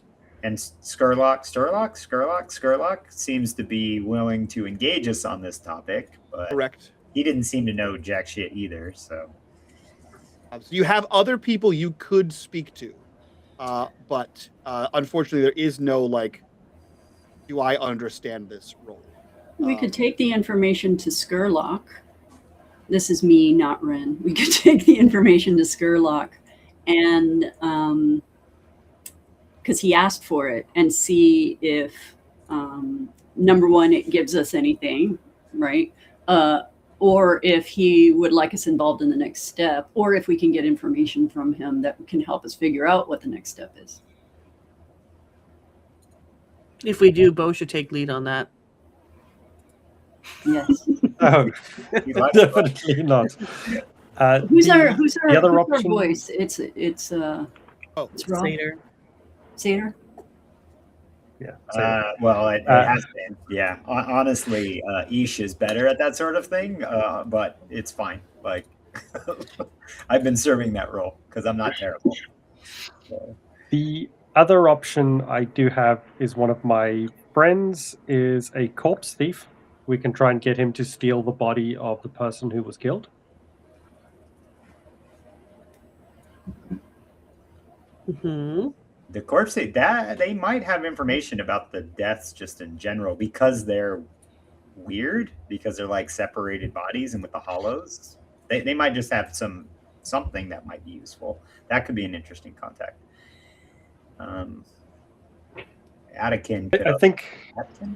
Yeah, I think maybe Bo would do that. He would look to the group and says, I might know someone who can get us something to look at. And he doesn't say anything more than that, and he walks out. And Mike, I'd like to speak to my contact once we resolve this scene. And then I think Satyr wants to talk to Adakin again.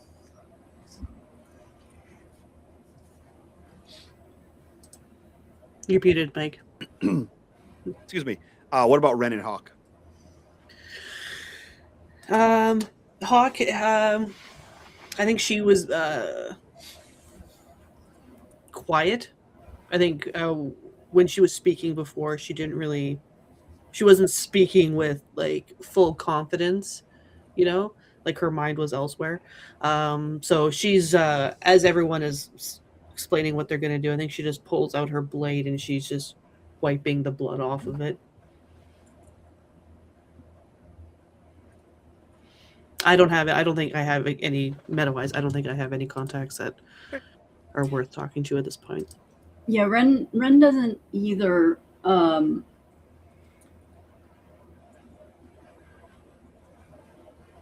Physiker, It's a doctor. a doctor, probably wouldn't be helpful in this situation. So she will follow Bo. Okay. So you're gonna go see Ecker, and Satyr is going to Adakin. Hawke, did Hawke want to come with Satyr to see Adakin, or you want to do your own thing? I mean, Adakin's always a fun time. She's what? I said Adakin's always a fun time. Oh yeah, And not in the normal Satyr fun time. Like, different kind of fun time.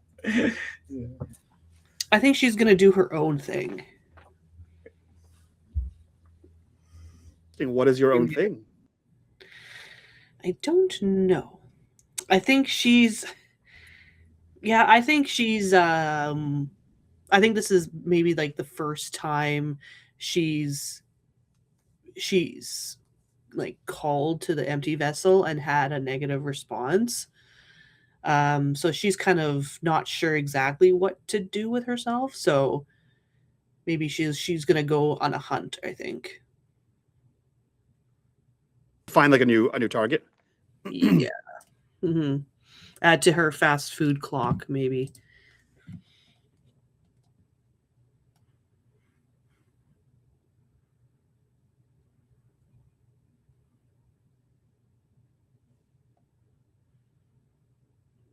You're still muted? No, I was just talking quietly. I was muttering to myself. about what you are doing.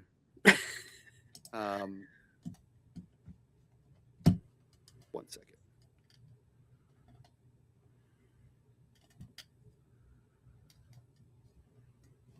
Okay. So I think we see the group split up, right? We see now. Just for my own clarity, Wren, is Bo aware that you're following him, or are you being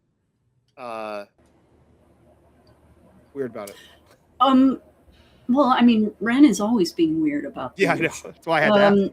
I think that Wren is going to always be prowling, and but then Bo would also always assume that Wren is following. So, does that make sense? Yes. I feel like it's if like Wren just appears next to someone, everyone gets startled, but Bo just, as Wren appears, and just stands there. It's normal. It's normal. Okay. He's more surprised if Wren doesn't just show up. Yeah. Yeah, you'd be more concerned. Okay, perfect. And then we see we see Bo exit with Wren sort of trailing behind. Excuse me. We see Satyr head off in the direction of Anakin, and we see Hawke in her definitely not a murderer attire leave to go find a new victim. And I believe we're gonna cut right there. We're gonna cut and we're gonna linger here. I assume Ish does something as well. Find out exactly. He's definitely gonna do something. We're gonna cut from here and we're gonna linger inside the opera house for a moment. We hear like the quiet creaking and groaning of the rafters of the floorboards, the settling of the building. Dust sort of shifts through the rafters. We hear a squeaking, rocking sound as we see, forgotten, like much of the opera house itself. Fillmore Renfro just sort of like rocks in the spring-loaded chair of the opera house in the center of like the auditorium section, the seating section. And we cut from Fillmore up and into the skies of Doskvol. Fog rolls through the streets of Doskvol, across the cobblestone, still cracked from the violence below. Sound of the city return in pieces, distant arguments, a slammed door, the hollow clatter of a carriage. Something beneath it feels muted, as if the city itself is holding its breath. Camera rises above.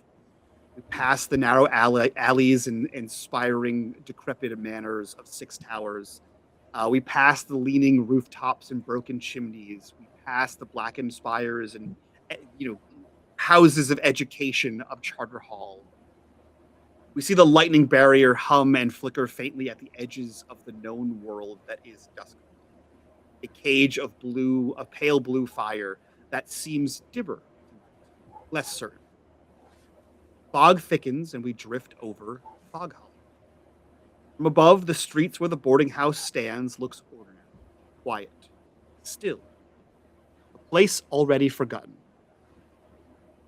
Then the camera continues to rise. Tilts downward. Through the rooftops, through the beams and the plaster, through the broken third-story window, through the room where the walls were etched in blood. Down into the floor, down into the stone, down into the catacombs, and deeper still. Far deeper than the tunnels that you walked through. Past collapsed corridors and ancient brick, old foundations where no map remembers. Past bones that no one buried, till there is nothing. No light, no sound, no echo in the ghost field. Just a vast, impossible absence. And in that absence, something moves. Not a shape, not a creature, a distortion. Like the idea of something trying to exist and failing. Darkness folds in on itself, collapsing, stretching, breathing in a way that has no rhythm. Just for a moment, it presses upward toward the surface, or the city, or the place where the hollows stood, the place where something broke. As it does, Doskvol does not ripple, doesn't react, it simply stops. Then a faint sound, somewhere deep, a whisper, stretched thin and distant as it travels too far to behold. Empty. And then silence. Fog above thickens. The city exhales. Somewhere in Doskvol, someone forgets what they were about to say. And that's where we end this episode of Always Bloody in Doskvol, the Hollow Hymn. Ooh. We'll start next time with Eckert and Attican. We'll see what that goes, and a fresh kill perhaps from Hawke. I will also fill in Ish on what happened and see where Ish wants to go, and we'll fill that in. And then my thoughts are at the end of the next episode, we will, or some point in the next episode, we'll have a new score to accomplish to get those mechanics back on track. But that concludes episode 6 of Always Bloody in Doskvol. If anyone has to disperse, please do so. Come back to the after show. If no one has to, you guys are getting a sneak peek behind the scenes of what an after show looks like over on our Patreon. So I don't see anyone moving. So let's jump right into it. We will start, of course, because you weren't here last time. We'll start with Melissa. What are your stars and wishes from this episode? Okay, great, fun episode. I actually really enjoyed the combat, and I'm glad that we did it, even though I guess I don't know if it's normal, but it was fun. So my challenge, I think, with playing Wren is that I'm always trying to figure out like the physicality of what she's doing. So I'm spending a lot of time thinking, and then like I'm forgetting to take notes of things that I notice. But you know, as I look back on the episode, I really enjoyed the banter between Hawke and Satyr, and I think it was John that started it off. But you know, G with Hawke always responded in clever ways and kind. I think they really do a great job of embodying their characters with, you know, who they say. Like, I forget what Hawke said. Oh, found wanting. I think Hawke said that a couple times. And it really just gives a good sense of her. And then with Satyr, that leaning in towards like disgust with the you know, the filth of the blood. It's in line with his kind of noble character. I really enjoyed that.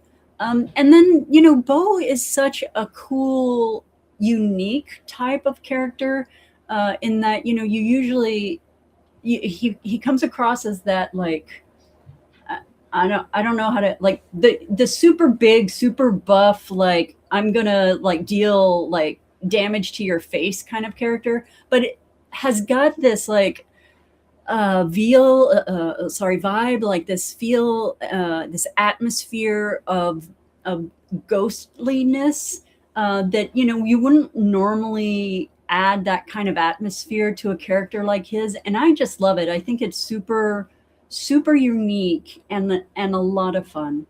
And then I also recall the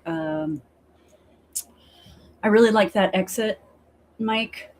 Also very atmospheric, you know, as I'm struggling here for words. Anyway, super fun. I enjoyed the combat. I enjoyed seeing the characters that play. I enjoyed small details of, you know, people cleaning themselves up, or, you know, Hawke going in for another murder. I think it's interesting. You know, one of the unique things about this game is how it plays in phases. And I think that if you aren't careful, and I think we've talked about this before, if you're not careful, those phases can kind of like disconnect you from the story.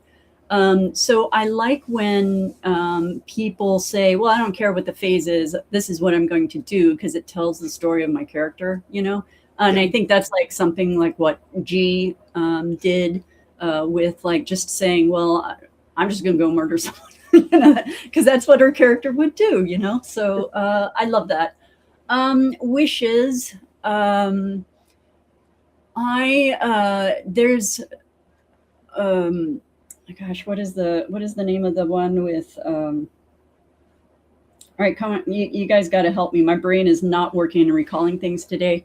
The Disney movie with the nanny and it's magical. What is that one called? Mary Poppins. Okay, so there's this scene with Mary Poppins where, you know, you're up on the rooftops and it's a magical world of chimneys. You know what I'm saying? Chimney.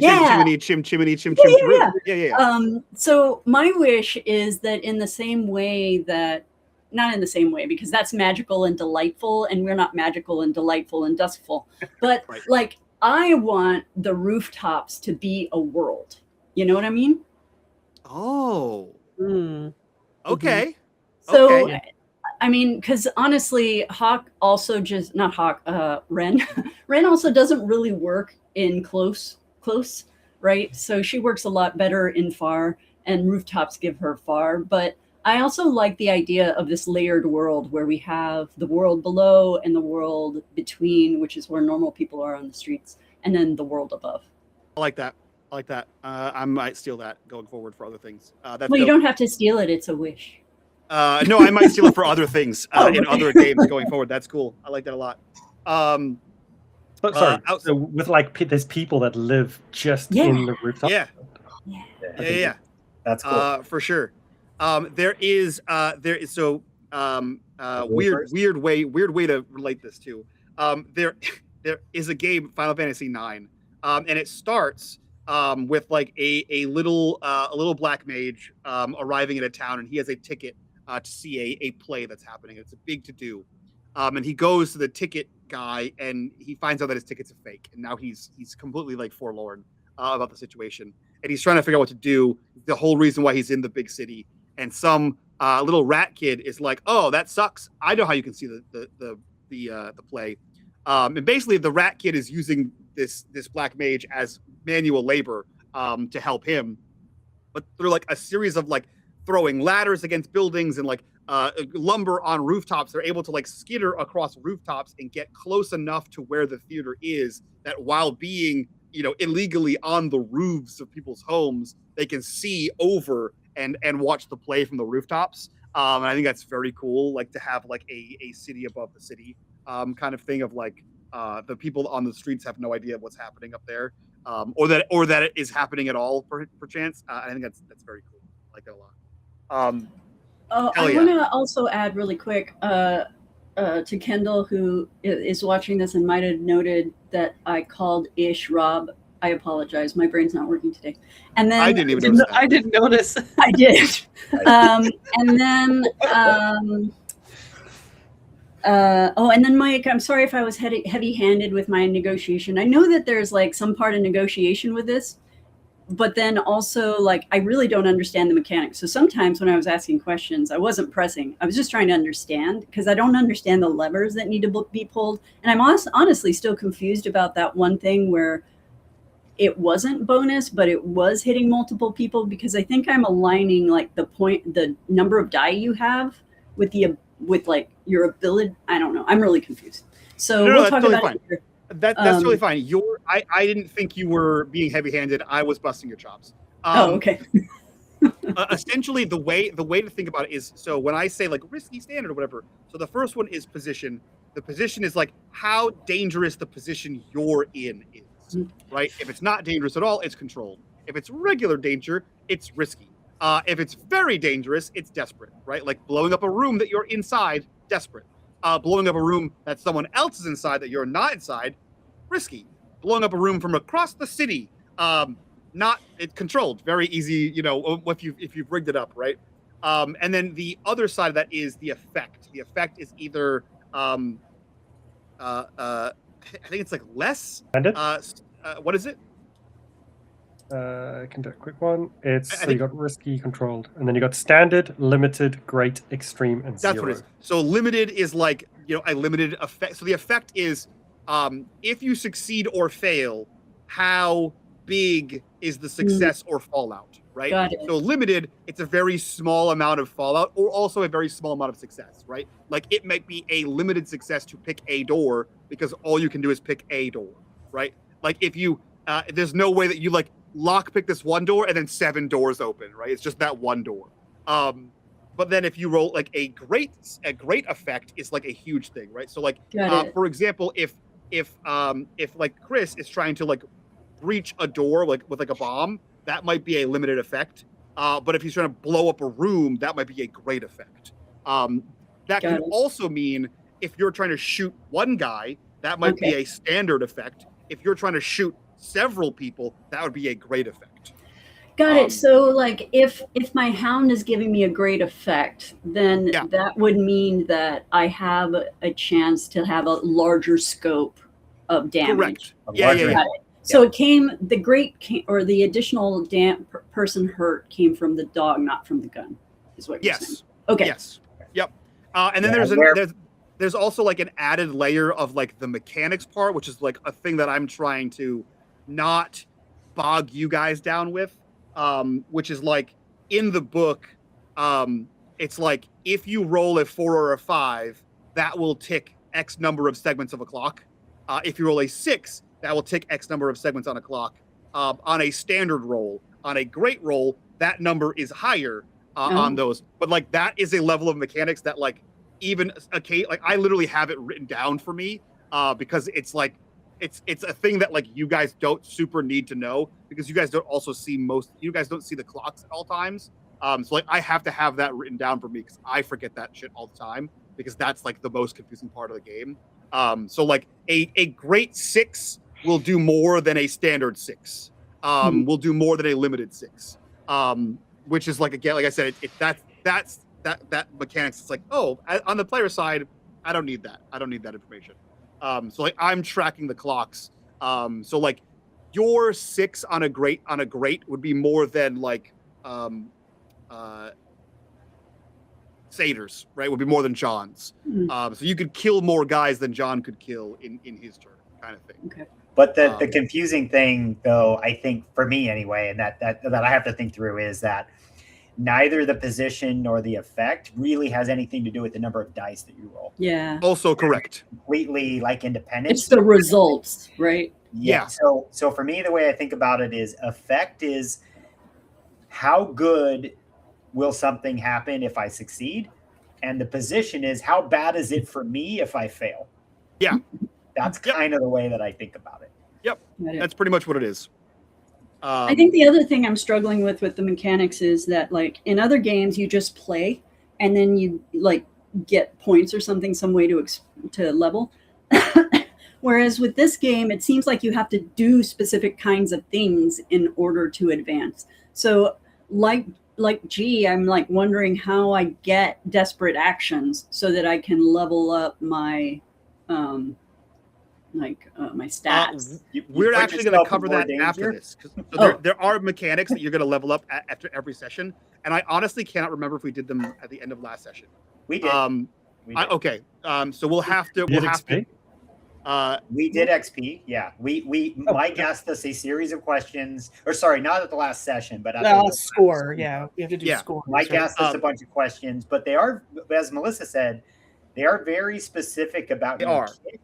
And if you don't do things that are related to your character's background, heritage, or Yeah. your player kit, then you get less or no XP.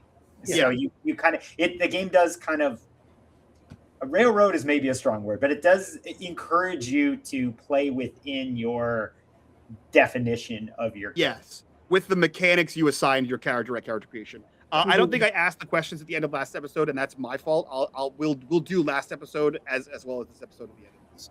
Well, I don't think you did because I remember like after our first score that we did, we got the XP that we have now, and then the next session I was like, oh, let's break it down and get our XP, and then he's like, oh no, you only get XP after you complete a score. It's not after every session.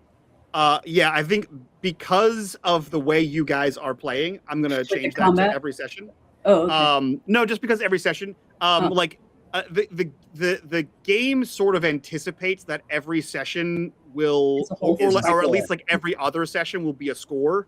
And so, but yeah, we're slow, is what you're saying, Mike. Yeah, we don't play fast enough. No, you're very role play heavy, and I don't want to punish you for that.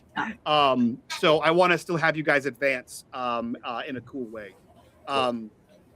In my experience, it was like we were like when I was playing, we were doing scores like pretty quickly. So like leveling up became like very fast. So there's always like a balance because it's like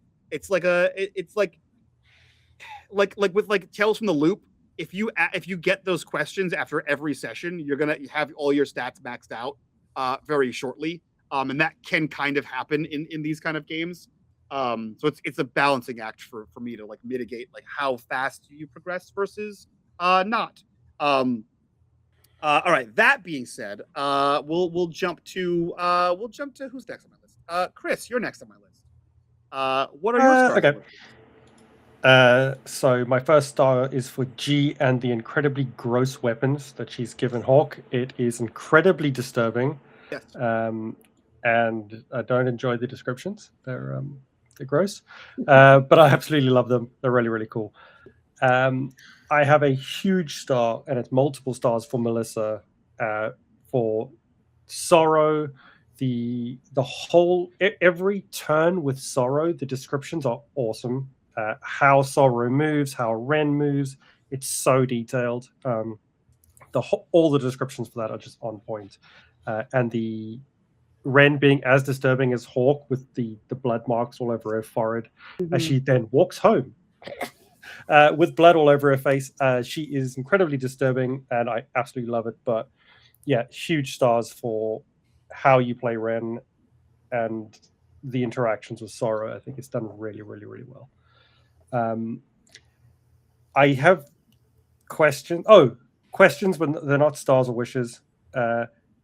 One for that I've written down here. The altar that Wren has constructed, is that in the world above, or is that down in the middle world? That's a good question. Oh my gosh! So I thought it was in the opera house, but now it's going to be on the opera house roof. Thank you, Chris. I love that. Oh yeah, I love that it's a private altar. Yeah. That unless you go into that world, you don't know it's there. I love that. Very cool.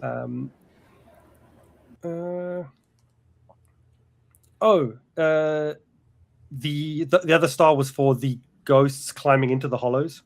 That was my hope. I really, really wanted that. That was the whole plan there, so that was perfect. +1. That was so cool. And that's all my wishes. Sorry, stars. Wishes is that we can figure out what the hell to do next time. But I would also like to know, what was the clock that started that I didn't do? Oh god, I deleted them. Hold on. It was called. What were you expecting me to do?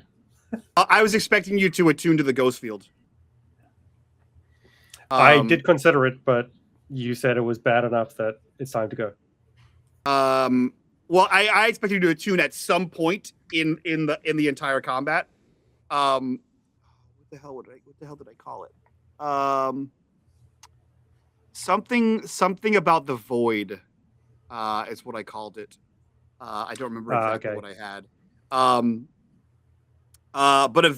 But essentially you would have seen that like black hole reacting in some capacity. Which would have been very interesting. That would have been a timing thing, because if Bo had started before you described the ghosts and their hands and their faces and trying to climb in, he would have attuned at that point to see if there were enough ghosts for them to. Oh yeah. But the ghosts were visible enough that he just decided to piss off. That's fair. I also have expected you to like with the way that the hollows were interacting in unison, right? That's not normal behavior for hollows. For you to be like, I check the ghost field and see like what's going on there. Was what I thought would happen. And it like being that Hawke is essentially like the violent mastermind of the group, like based on like class, like Hawke is the most violent of the classes. And Bo being sort of like big but like kind of passive. I in my head I was like, oh, that's a perfect moment for Bo to be like, I am at range, I can do magic stuff. Bo has blades galore. Wren's here, she has guns galore. I can take a second and be like, why are hollows here? And that you went in full chop mode, and I love that as well. So yeah, I had a clock going for that. I would have had a countdown for interactions with the ghost field. I think the only other thing I've got on my notes here is, so Bo's wrecking with ghost stuff, his ghost ward, would potentially impact Sorrow, but I'd love to think that, and this is up to you, Melissa, that on their travels together, that Bo has carved runes into Sorrow's collar, which makes him immune to whatever Bo does and not just Bo, but anyone else who can do what he does to move ghosts, that Sorrow's runes protect him. So Sorrow doesn't have a collar. Sorrow's collar is at Bo's, is tied around Bo's, not Bo, Wren's. Oh, I'm so not there today. Around Wren's belt. Word belt. Yeah, because you described that you grabbed it. Yeah, and it has the word button on it there. So I think it would still work though. So yeah, absolutely. Like that's like a tether almost. Yeah. Absolutely. Very cool. I love that. Did I hear a wish from you, Chris? My only wish that I can possibly think of is that next time we figure out what to do next. What to do next? Okay. I love that. I also hope that happens. John, you're next. What are your stars and wishes? Cool. Fun episode. I enjoyed the combat, but I enjoyed it in a way that is different than a lot of other, like, tabletop games that we play.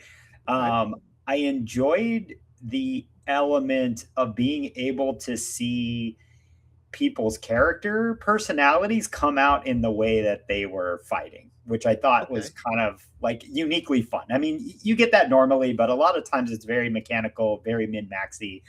And like, oh, this is where I'm going to do the most damage or whatever. But so I very specifically, like I enjoyed Wren coordinating with Sorrow, multiple weapons, and just being very consistent, like just dropping one or two every turn, like just like the consistency and the coordination between her and Sorrow, I thought was really cool. Shows that bond.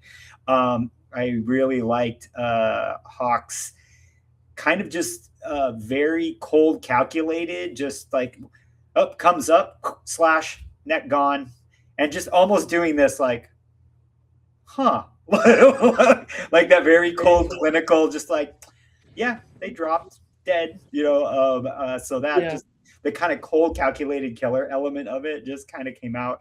And then from both sides, just watching it be like, essentially, whether it was the kind of pulling in the ghosts just to wreck shit, just like, hey, I don't know what's going to happen here, but just do it. Or the just, I'm swinging big with the axe, the recklessness of the way that Bo was fighting, I thought was really fun too, because normally, like, we get such a reserved Bo all the time, like in terms of communication, but like in that situation, it's kind of just like, hey, there's no limits here, just like pulling out all the stops. And so I thought that was kind of fun to watch as well. So I really enjoyed that element of the game from everybody, and kind of just watching them express their personality through the combat was a lot of fun. And then I think from a wish perspective, I share a similar wish with Chris in that, yeah, it's kind of next steps are going to be important. But I think for me, next wish is really just more homework for myself. I want to give some more thought, and so this is a wish for me to figure something out and give some more thought about just the empty vessel and our kind of cult in general, and like what are we trying to accomplish with that, right? So like essentially, now we all have our reasons for kind of being in the cult, or like how tied we are to the empty vessel and the old god, that sort of thing. But I don't know that we have an objective yet of why, at least not one that we've discussed. And so I want to give a little bit of thought there, and at least for Satyr kind of figure out like what is the, like, from moving the cult forward, what are we trying to accomplish? Like I did a couple of quick kind of just online searches on, Blade's empty vessel or whatever, and they were talking about things like, their objective is to find the chosen one who will come forward and kind of restore the old god or something like that. I'm like, okay, maybe, but I just want to do a little bit more research and read a little bit more up on it and think about that. So that's my wish, is for me to be motivated to do homework between now and the next game. Not that it'll happen, but that's my wish. Hell yeah. And feel free to hit me up for that. Like I'll cool.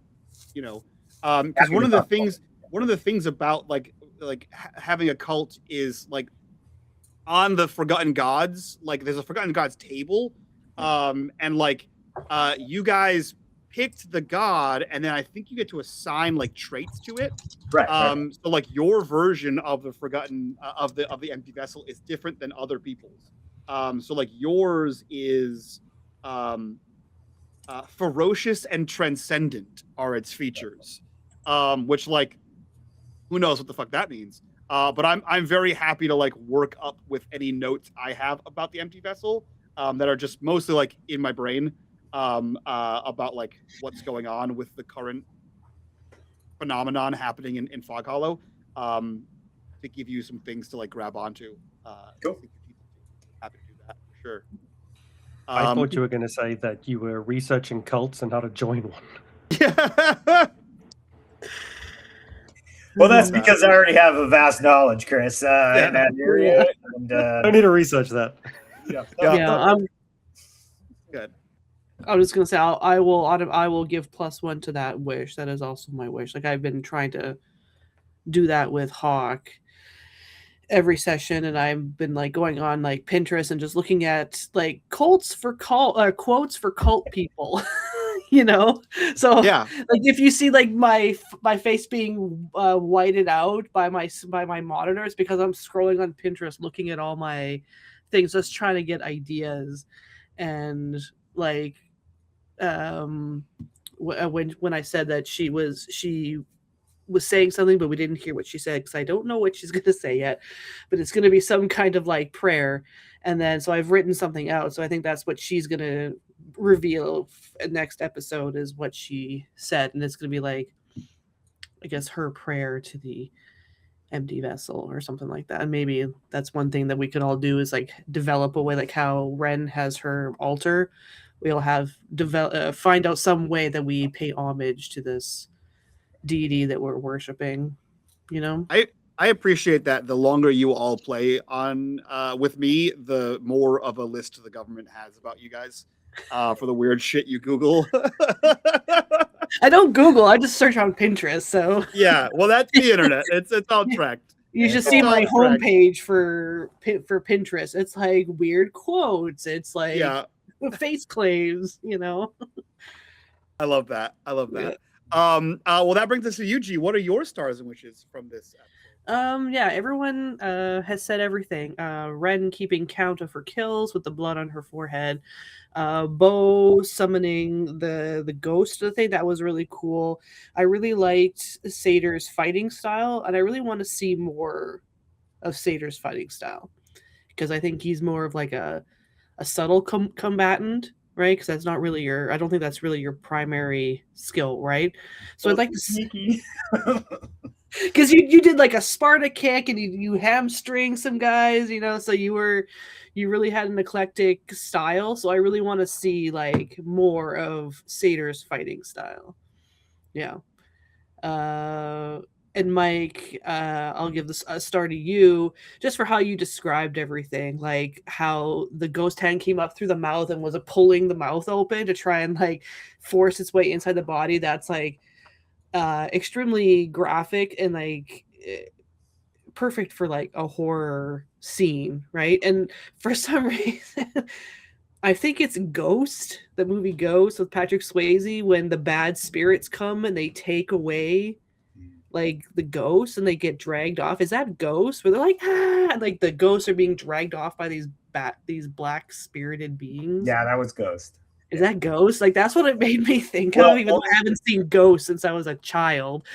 They did that with spirits that were bad, right? So these like black shadow entities just basically drag them off. Yeah, Spoiler and I remember for those of you who have not seen Ghost. Sorry. If you haven't seen Ghost, a 30-year-old movie at this point. It's not just erotic pottery. Yeah. I thought it was just a pottery scene. That was my whole concept of the movie. Yeah. Well, I remember. That's how most people remember because. Yeah, I just remember that being a very visceral like thing as a kid, and that's what it made me think of. Wait, the ghost part or the pottery? Never mind. The ghost part. The ghost part. Oh, okay. Yeah. Wishes. Yeah, I'm gonna add to the figuring out the empty vessel and our goal. Yeah. Like I'm trying to lean in really hard with Hawke on that. That's why I'm just like pinging the empty vessel, trying to figure out, but I still don't know why really she's doing it. Like, yeah. So figuring something out would be really handy. And if we can't figure out what to do next, maybe what to do next comes to us. Maybe that's yes. We just pivot. Yeah, maybe. I absolutely. I have information for you guys. I did expect today to go exactly how it went with a full combat. There were some potential ways to like learn some things. Unfortunately, they were mostly for Bo. And I do have I'm trying to, because with you guys and with Blades, right? It's very easy for Blades to be that mechanical sort of disconnected thing that Melissa, you were talking about. And we can sort of jump from phase to phase to phase. And I recognized immediately that you guys didn't like that. So I'm pivoting a little bit to have it more of a free form RP style of game where I sort of get the mechanics in there where they can go.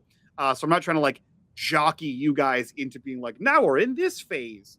While still honoring the system and being like, this is how like flashbacks work, and this is how certain things only work in certain phases. So I'm trying to do that while also remembering that we are still committed to a time frame, or at least I think we are. That it was supposed to be 12 episodes. So I'm trying to condense a story into 12 episodes without trying to be like, go on a mission, do crime. So I'm trying to play to your strengths, which is RP and not mechanics, because that's really what we've done on unMadeGaming for years is RP over mechanics. And then we picked a very mechanical heavy game. While also being able to formulate a cool story that makes sort of sense. So I have an idea of what's happening here. Like I know what's happening in Fog Hollow. I know what's happening with several other things that are at play in the city and how that affects you. But I have to make that like last 12 episodes. So I think it'll be cool. I think it'll all work out. I hope so, at least. So that's my that's my wishes. I wish it works out. But stars for me, I'm gonna narrow it down to 2 because so many people said other things. Melissa, that marking your kills on your head was fucking metal as hell. That was super cool. It reminded me of my character in Blades, which did something similar that I stole from a TV show because I thought it was metal in that TV show. There was a TV show called Into the Badlands, which if you have not seen Into the Badlands, it's dope. And I wish I could write a TTRPG that was that show because it's super sick. But in that, the main character of that show is a guy called Sonny, and he is, I believe, he's called a Clipper. So a Clipper is kind of like an assassin. They work for a baron, and the baron's like, I need this guy clipped. Go get him, right? And so Sonny was the best Clipper in this baron's like army, and frankly, he was one of the best Clippers in all of the barons, out of all the baronies. And he, in the first episode, he comes back from something and he removes his like shirt to like change, and you see up and down his arms and back are like 4 tick marks and then a line through them, and they're all his kills. So he's literally covered in like tick marks for his kills. And I stole that from my character, who would make deals with people, and he would like supernaturally make deals, and whenever he formed a deal, he would gain a new tick mark. And then watching you just like take your fingers and make the blood, I was like, that's fucking metal as hell. It was super, super cool. And then my other star, just to narrow them down, goes to John. I don't know what I expected, John, of your combat, but like with hounds, it's kind of have gun will shoot. With cutters, it's have blade will cut. Oh god, I forgot the tinker, the leech. With leeches, it's have bomb will explode, and that's pretty much how most people play the combat of those. And John, you being Eruvian, taking some of like the sword school, red sash sort of stuff in there, you didn't attack anyone in this, and I thought that was very cool. Your first action was you hamstringed somebody, so you disabled them, but didn't kill them. Your second attack was you like leapt through the air and kicked somebody to get them off of somebody. Also doesn't kill them, but was very cool. And then your third attack was you waited for someone to use their own momentum against themselves and prepared to like have them run into your blade. So it was very like I pictured it as very like Crouching Tiger, right? As like you kind of like swept in there, dipped low, cut the back of the legs, repositioned, leapt through the air, sort of flying kick through the air. Was very cool and was not what I expected at all as your combat, and it was very different than any combat I've had described in this game, and was very cool. So big star for that. That was very fun. And then G, just to let you know, my inspiration for the ghosts was not in fact the movie Ghost. Sorry to let you down, but it was in fact from a movie. There's a movie that it's not good. It's not what I would consider a good movie. It's I would put it in the B to C list. It's a movie called I'm fairly certain it's called Mirrors. And it has the guy from 24, Sutherland, Kiefer Sutherland, I believe, is the main character. And he is a detective, and he's being, or something like that, and he's being like, there's ghosts around him. But the ghosts exist in mirrors, and in one of the scenes, one of like the death scenes of the movie, there is a woman taking a bath. I want to say it's like Emily Smart or something like that. But she's taking a bath, and in the mirror you can see her reflection. And so like like the ghosts like are manipulating things. And you see her in the mirror take her hands and put them inside her mouth and begin to open her mouth.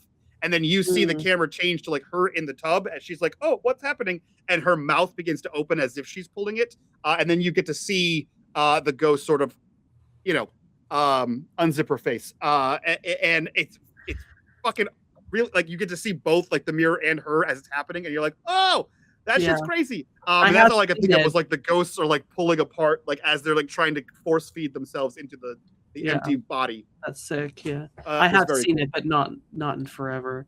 Oh yeah. It's not. I saw it in theaters, and it's not a good movie. The plot, like once you Yeah. the kill scenes are cool, and the idea behind it's cool, but then the actual plot of like why the ghost is bad is like dumb. But yeah, that's where that is from. Is the body horror of that movie. Very cool. Nice. Yeah, but that's it for me. We'll do XP real quick because I forgot to do it last time. So, we'll start with last episode. For last episode, G, I know you watched the whole thing and you took notes on it. I have a vague idea. So basically, last episode, did you address a challenge with violence or coercion? I don't think you did. No, I did Okay. not kill anyone or attack anybody. Did you express your beliefs, drives, heritage, or background in the last episode? Yes. Okay. I was a so cop, we'll- and I'm always doing cult stuff. Okay. Cult So break you'll stuff. put one dagger in the playbook. And did you struggle with issues from your vice or traumas? I also think No. Okay. For this episode, did you express a challenge with violence or coercion? Yes. Yes, you did. Did you express your beliefs, drives, heritage, or background? I don't think so. In this, What? I don't think so. I'm always doing stuff. You mostly did murders this episode. I don't think any of that is super relevant to. Would you The count? belief is that everyone should die. Well, she's doing everything in service for the empty vessel. No, I don't. But she did antagonize the things with the pinging thing. That was last episode. Yeah, but I didn't count last episode. Did I? You did. You did. Did I? count last Okay. episode. Okay. Yeah. So I don't think you did anything this episode. And again, I don't think you struggle with your vices or traumas this episode. No. Okay. So Okay. you got- you But got- I also rolled a second desperate. So do I get a second pip on my prowess? Because my wreck was desperate. Oh yes, yeah. Yep. Every time you roll desperate, you mark the category that it was in. Sweet. We'll do Chris, we'll do you next since you were in both episodes.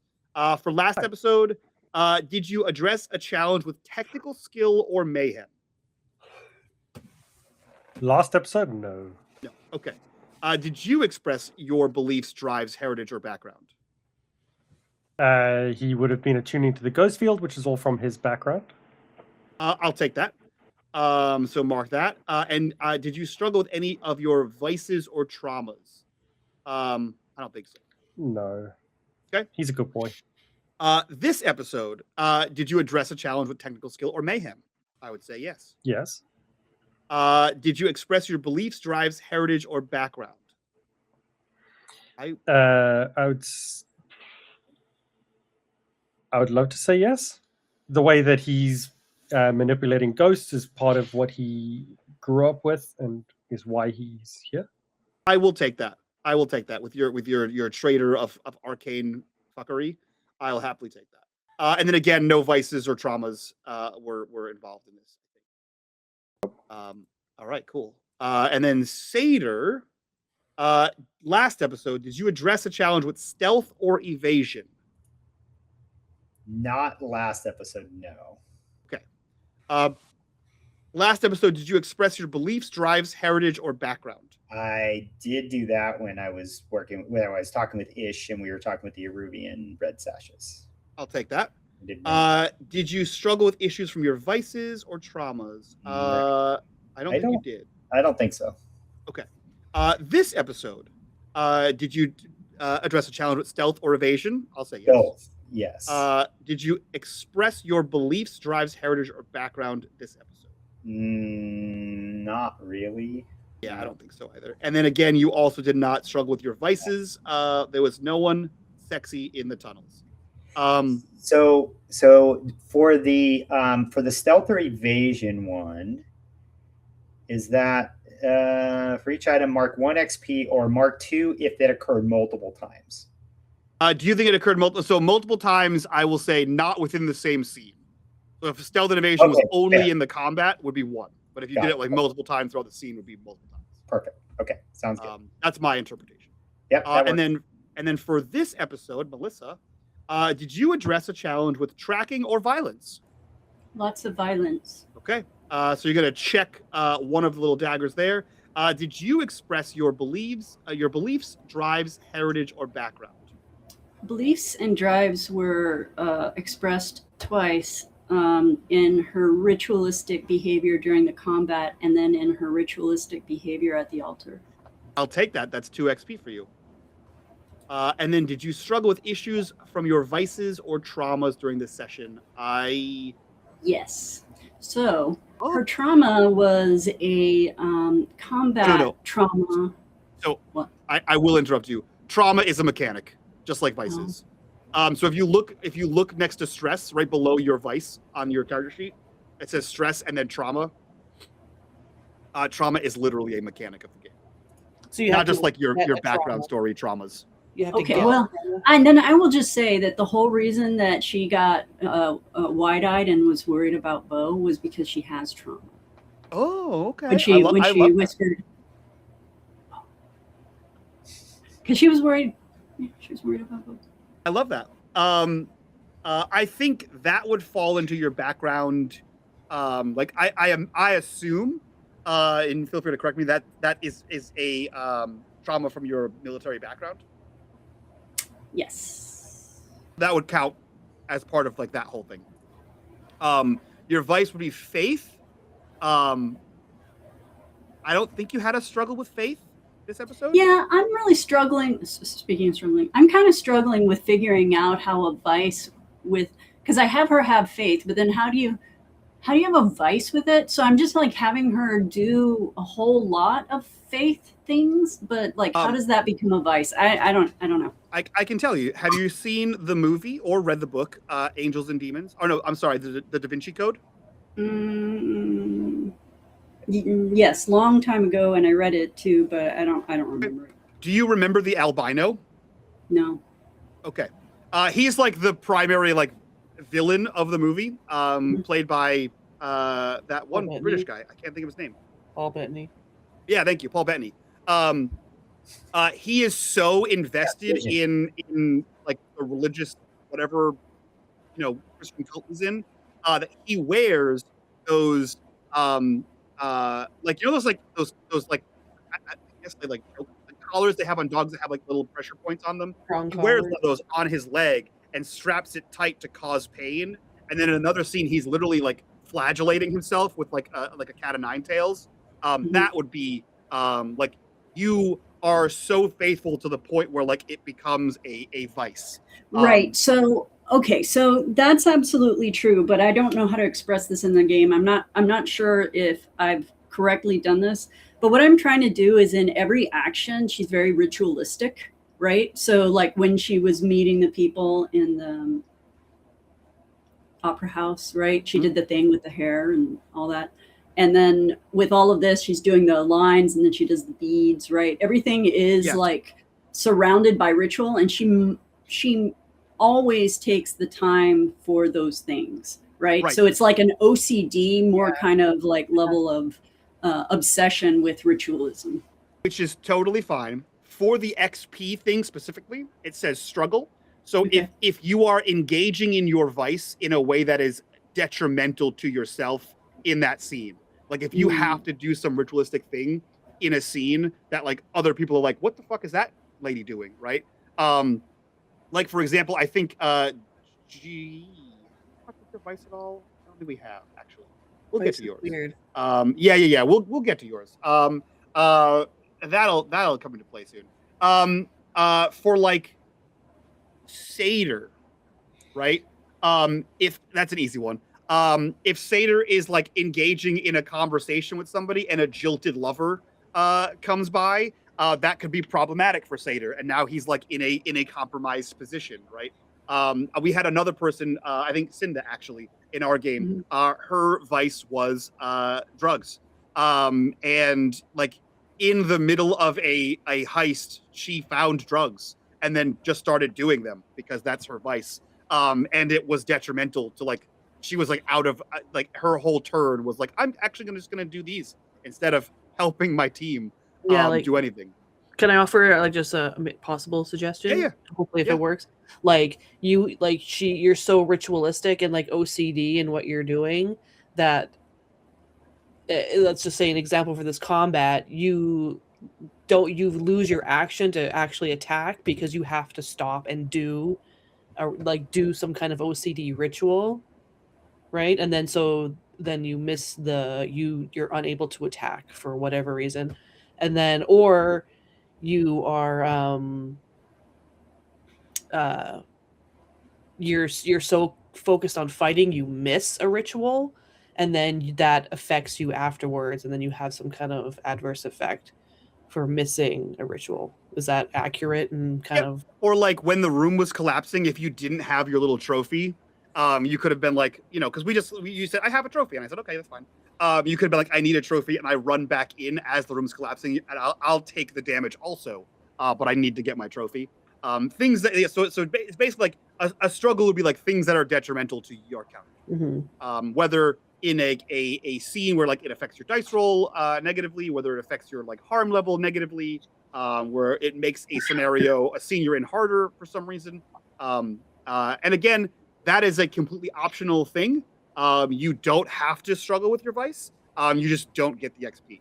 There's no negative for not doing. Well, this is very, like I said, this is very much if you want to advance, you have to do things certain ways, right? Yes. Like so that now makes sense how you can be in more control of that. I was like, okay, well, if that's true, then like the only thing I can do is wait for Mike to give me struggle, right? So that makes sense. Like I can say, hey, Mike, I would like to take a penalty is what I can say. Any time you can take a penalty. I'll happily make What about like this whole desperate action thing? Because that seems to be the way that I can increase like prowess and insight and resolve. But like, I don't know how to get a desperate action. Yeah, so I talked about this with G a little bit.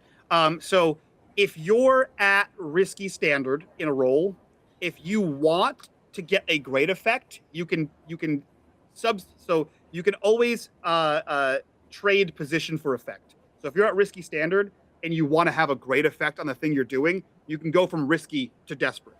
And that's probably the biggest way that you guys can control that, is if that's happening. However, when you are in downtime, so when we have the actual like downtime phase of the game, you get 2 actions every downtime. One of the options is training, and in training you mark one of the daggers in prowess or insight.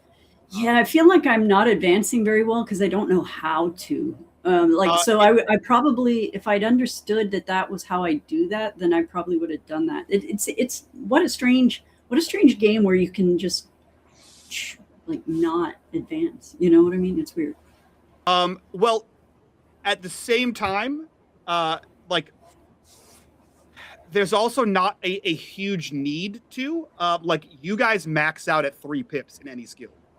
So like once you get hunt to 3, you're done. Okay. Now there's an ability you can take as a crew, I believe, that will allow you to advance further. But like off the jump, you don't have that. And so you can't add also a skill if you didn't originally, right? Is that no? You can. So you can advance your other ones as well. But I'll be honest. I think like Satyr's at 3. Hawke is at 2. And really Hawke got both of hers in this session. I think Satyr got 2 of yours in this session, if I'm not mistaken. 2 what? No. 2 little daggers in the insight prowess resolve. Yeah, I got 1 from this session, and I got 2 from training in the downtime. That's right. And Bo got 2, and I think those 2 were both from this session as well, right? So this is our first combat.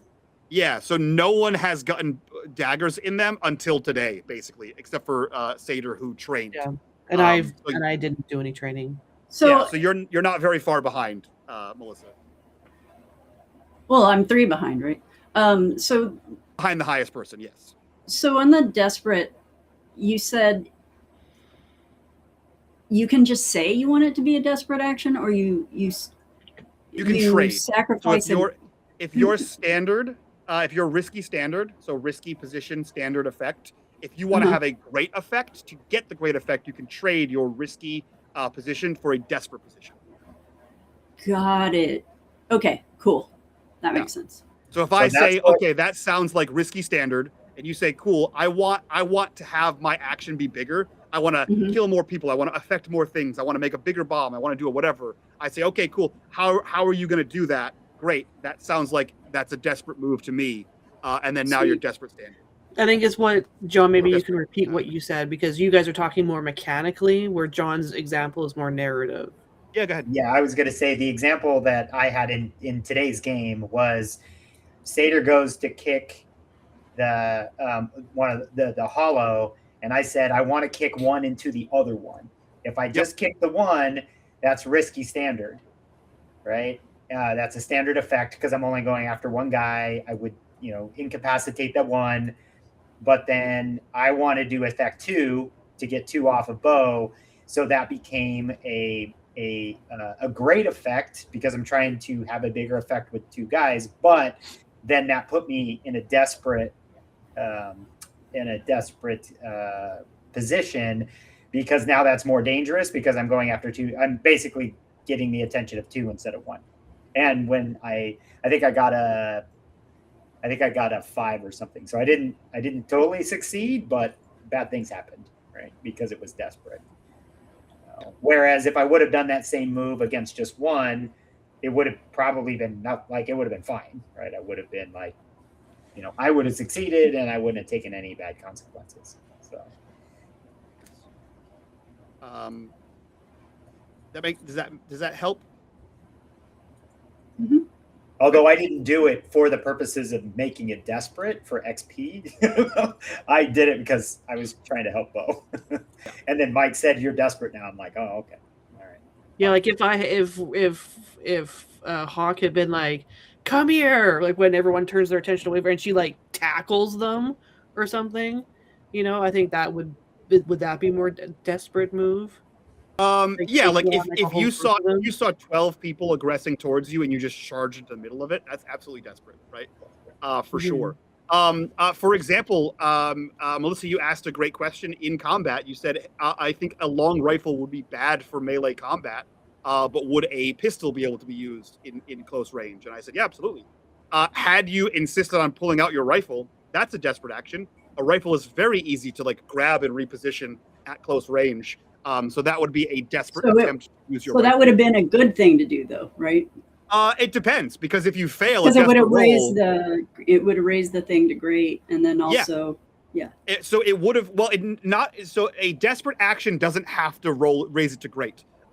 You could still have if you pulled your rifle out in combat, I would say that's desperate standard, because you have it's desperate to pull a rifle out in close combat, but the standard effect is you still shoot one guy, right? The detriment is you check an XP, which is great, but if you fail bigger. Mm-hmm. So if you fail a desperate roll, that's how Bo got his blade stuck in the wall, and then a bunch of hollows trying to eat his face. So if you pull your rifle out in combat and you try to shoot in melee range, yes, you're going to get an XP check off.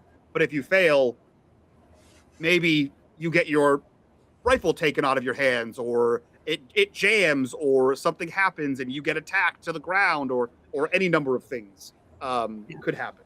It's like what John said, the desperate means it's more detrimental to you if you fail. I'm following what it means part. I'm not following how you do that, right? We'll talk about it offline. We're already hanging on this. I'll send you a document that I think might help with that. I think, or it'll make it more confusing. Who knows? That's Blades in the Dark. Oh, interpretive and hand wavy anyway. Yeah. All right, that is it for this session. I hope you guys enjoyed this. I hope you enjoyed the after show, peek behind the curtain. If you guys would like to see more of those, check us out over on Patreon, all that fun stuff. Join us in the Discord. Links down there. That's it for us. We'll see you guys next time for more Blades in the Dark, more Always Bloody and Doskvol. So from all of us, you guys, bye. Bye.